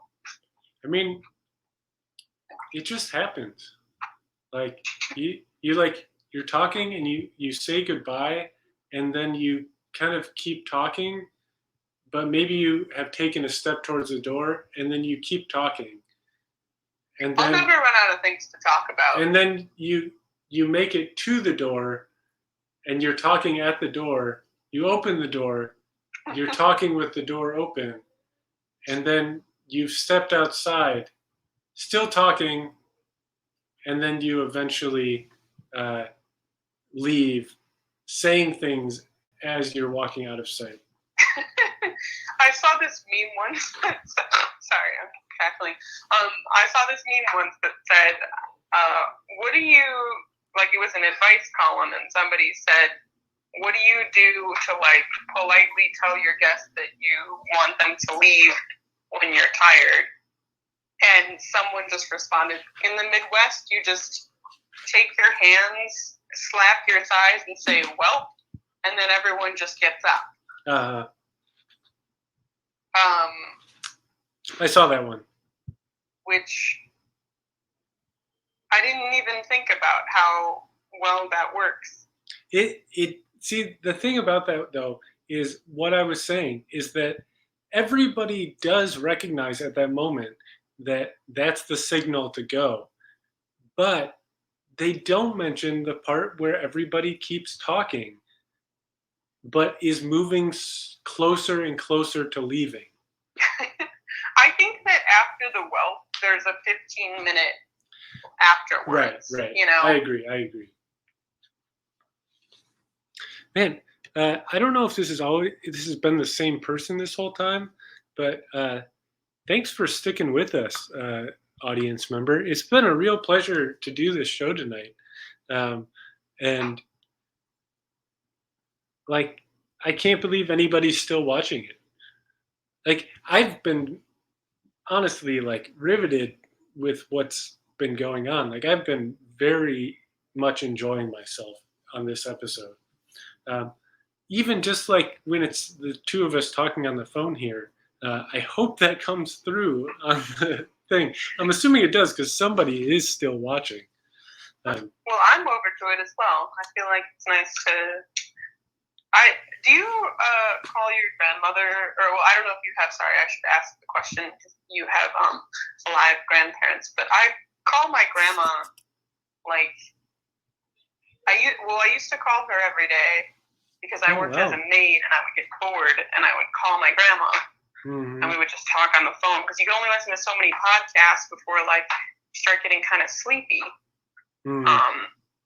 So I would call my grandma and just ask her questions about random stuff. And then she discovered Netflix and she was like, all right, bye. And I was like, okay, Grandma, I'm so bored. Please talk to me. Tell me about what it was like when you were a kid. She told me, actually, this is fucking fascinating. Do you mind if I share please. a hot take? I mean, yeah, please do. My Please grandma? do. Hot, So, hot take on the hot show. I was giving her shit about that and like how she is addicted to Netflix, but watches like terrible shows on Netflix. And she got kind of ticked at me, and then she started saying like, do you understand what it's like to go from a world where you not only do you just got a TV, but there's only shows on at certain hours of the day, and it would be on for like maybe 1 hour at night, or like 4 hours on Saturday. There was a circus that you could watch on your TV. Oh, whoa. What? And so she's lived through that, so I can't imagine what it's like to be like. And then like, even like, I think as millennials, like we understand, like we started to get like TiVo or stuff like that. Like, I mean, my parents very rarely used the TV, and I know that sounds like a weird, like my mom viewed TV as a waste of time. So like, personally, like I watched, I think we had a TV, but I don't have a lot of memories watching it until I like was in late high school. So like with TiVo and stuff, like people could record shows and you could watch them later, or it's like you could get a DVD or a movie of it. But like to go, like she said, a circus on Saturdays for 4 hours. That's that amazing. Watch. That's such an amazing to go thing. From that to being able to watch whatever show she wants, anytime she wants, must be so different. Like, and I give her shit for not being able to send certain, like a text message sometimes, and I'm like, you're living in a whole different world, so I understand. And if that lady can understand they them pronouns, then anybody can.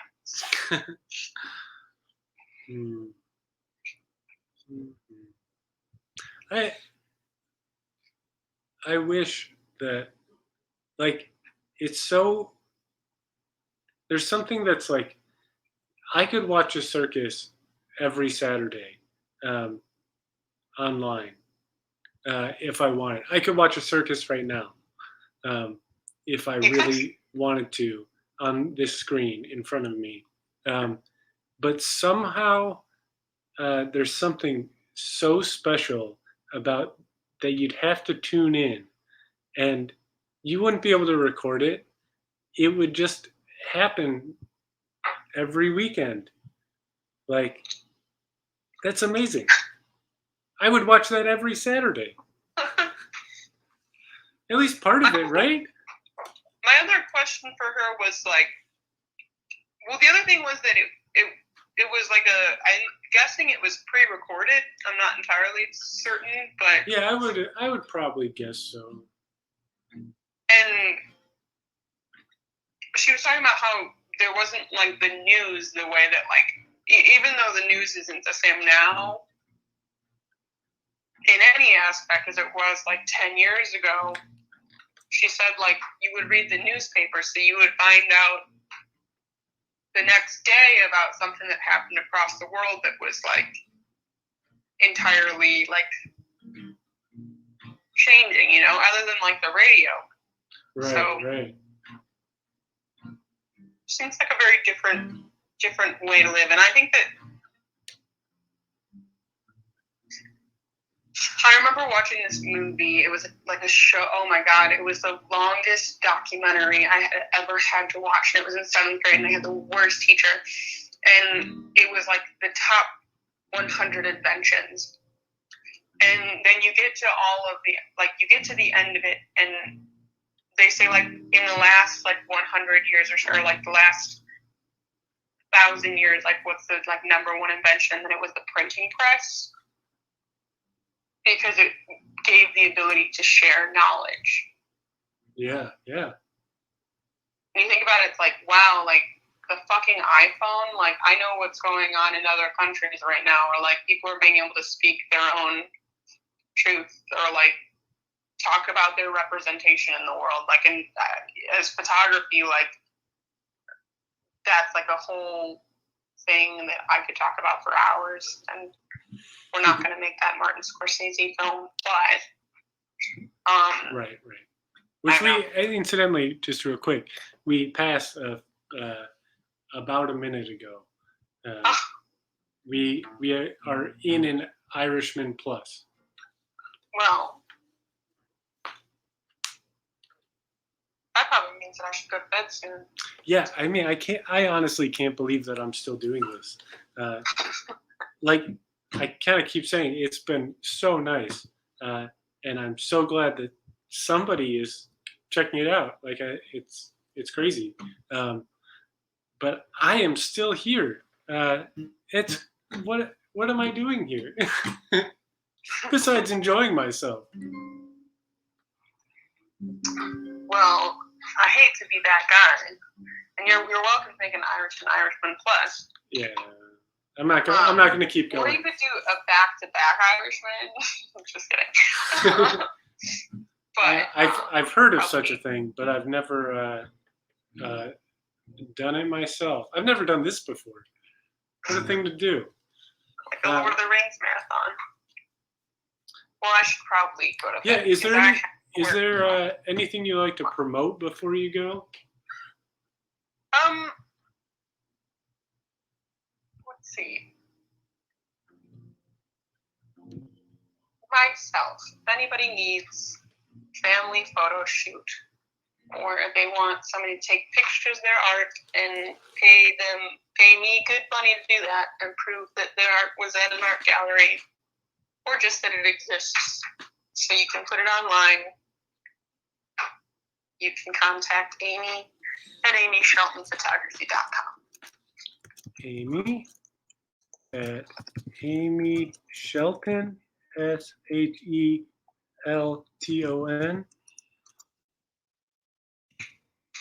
Right? What? Photography.com. All right, we're gonna put that one up on the screen for anybody who needs photographs. Please contact Amy. In Chicago specifically. In Chicago specifically, unless you're also paying for airfare and such. Sounds great. Love to travel. Yeah, and I can attest that Amy is a great photographer. Well, thanks, Dan. Enjoy the rest of your evening, my friend. Yeah, and, you as well. Give Otter a little pat on the head and I a little will. kiss on the forehead for Erica. Do you want to stay for the ending song? I'll stay for the ending song, but I'll mute myself for you. Okay. Thanks everyone for anyone who ever sees this. I am so impressed that you stayed with it this long. This has been a wonderful night. Thanks to all the people who have watched, all the guests that we had, Amy, Andrew, Ryan, Garbanzo, Max Oakland specifically. It's been such a pleasure. Thank you, 1B BBR. You probably won't ever see this part of it since you said you had to leave, but thanks so much. I can't believe I have the privilege in my life to be able to do this. I feel very privileged. Oh, Amy's gone. I wonder if they're gonna watch or what. Or maybe they're just leaving. Who knows? Okay. Well, you can follow this on social media at Hot the Cat. Here's the end of the show. That was the Hot Show. Thank you all for coming down. That was the hat show. Thank you all for sticking around. Hope you had some fun, 'cause now the show is done. So go on, get out of here. Thanks. Bye. Have a great night.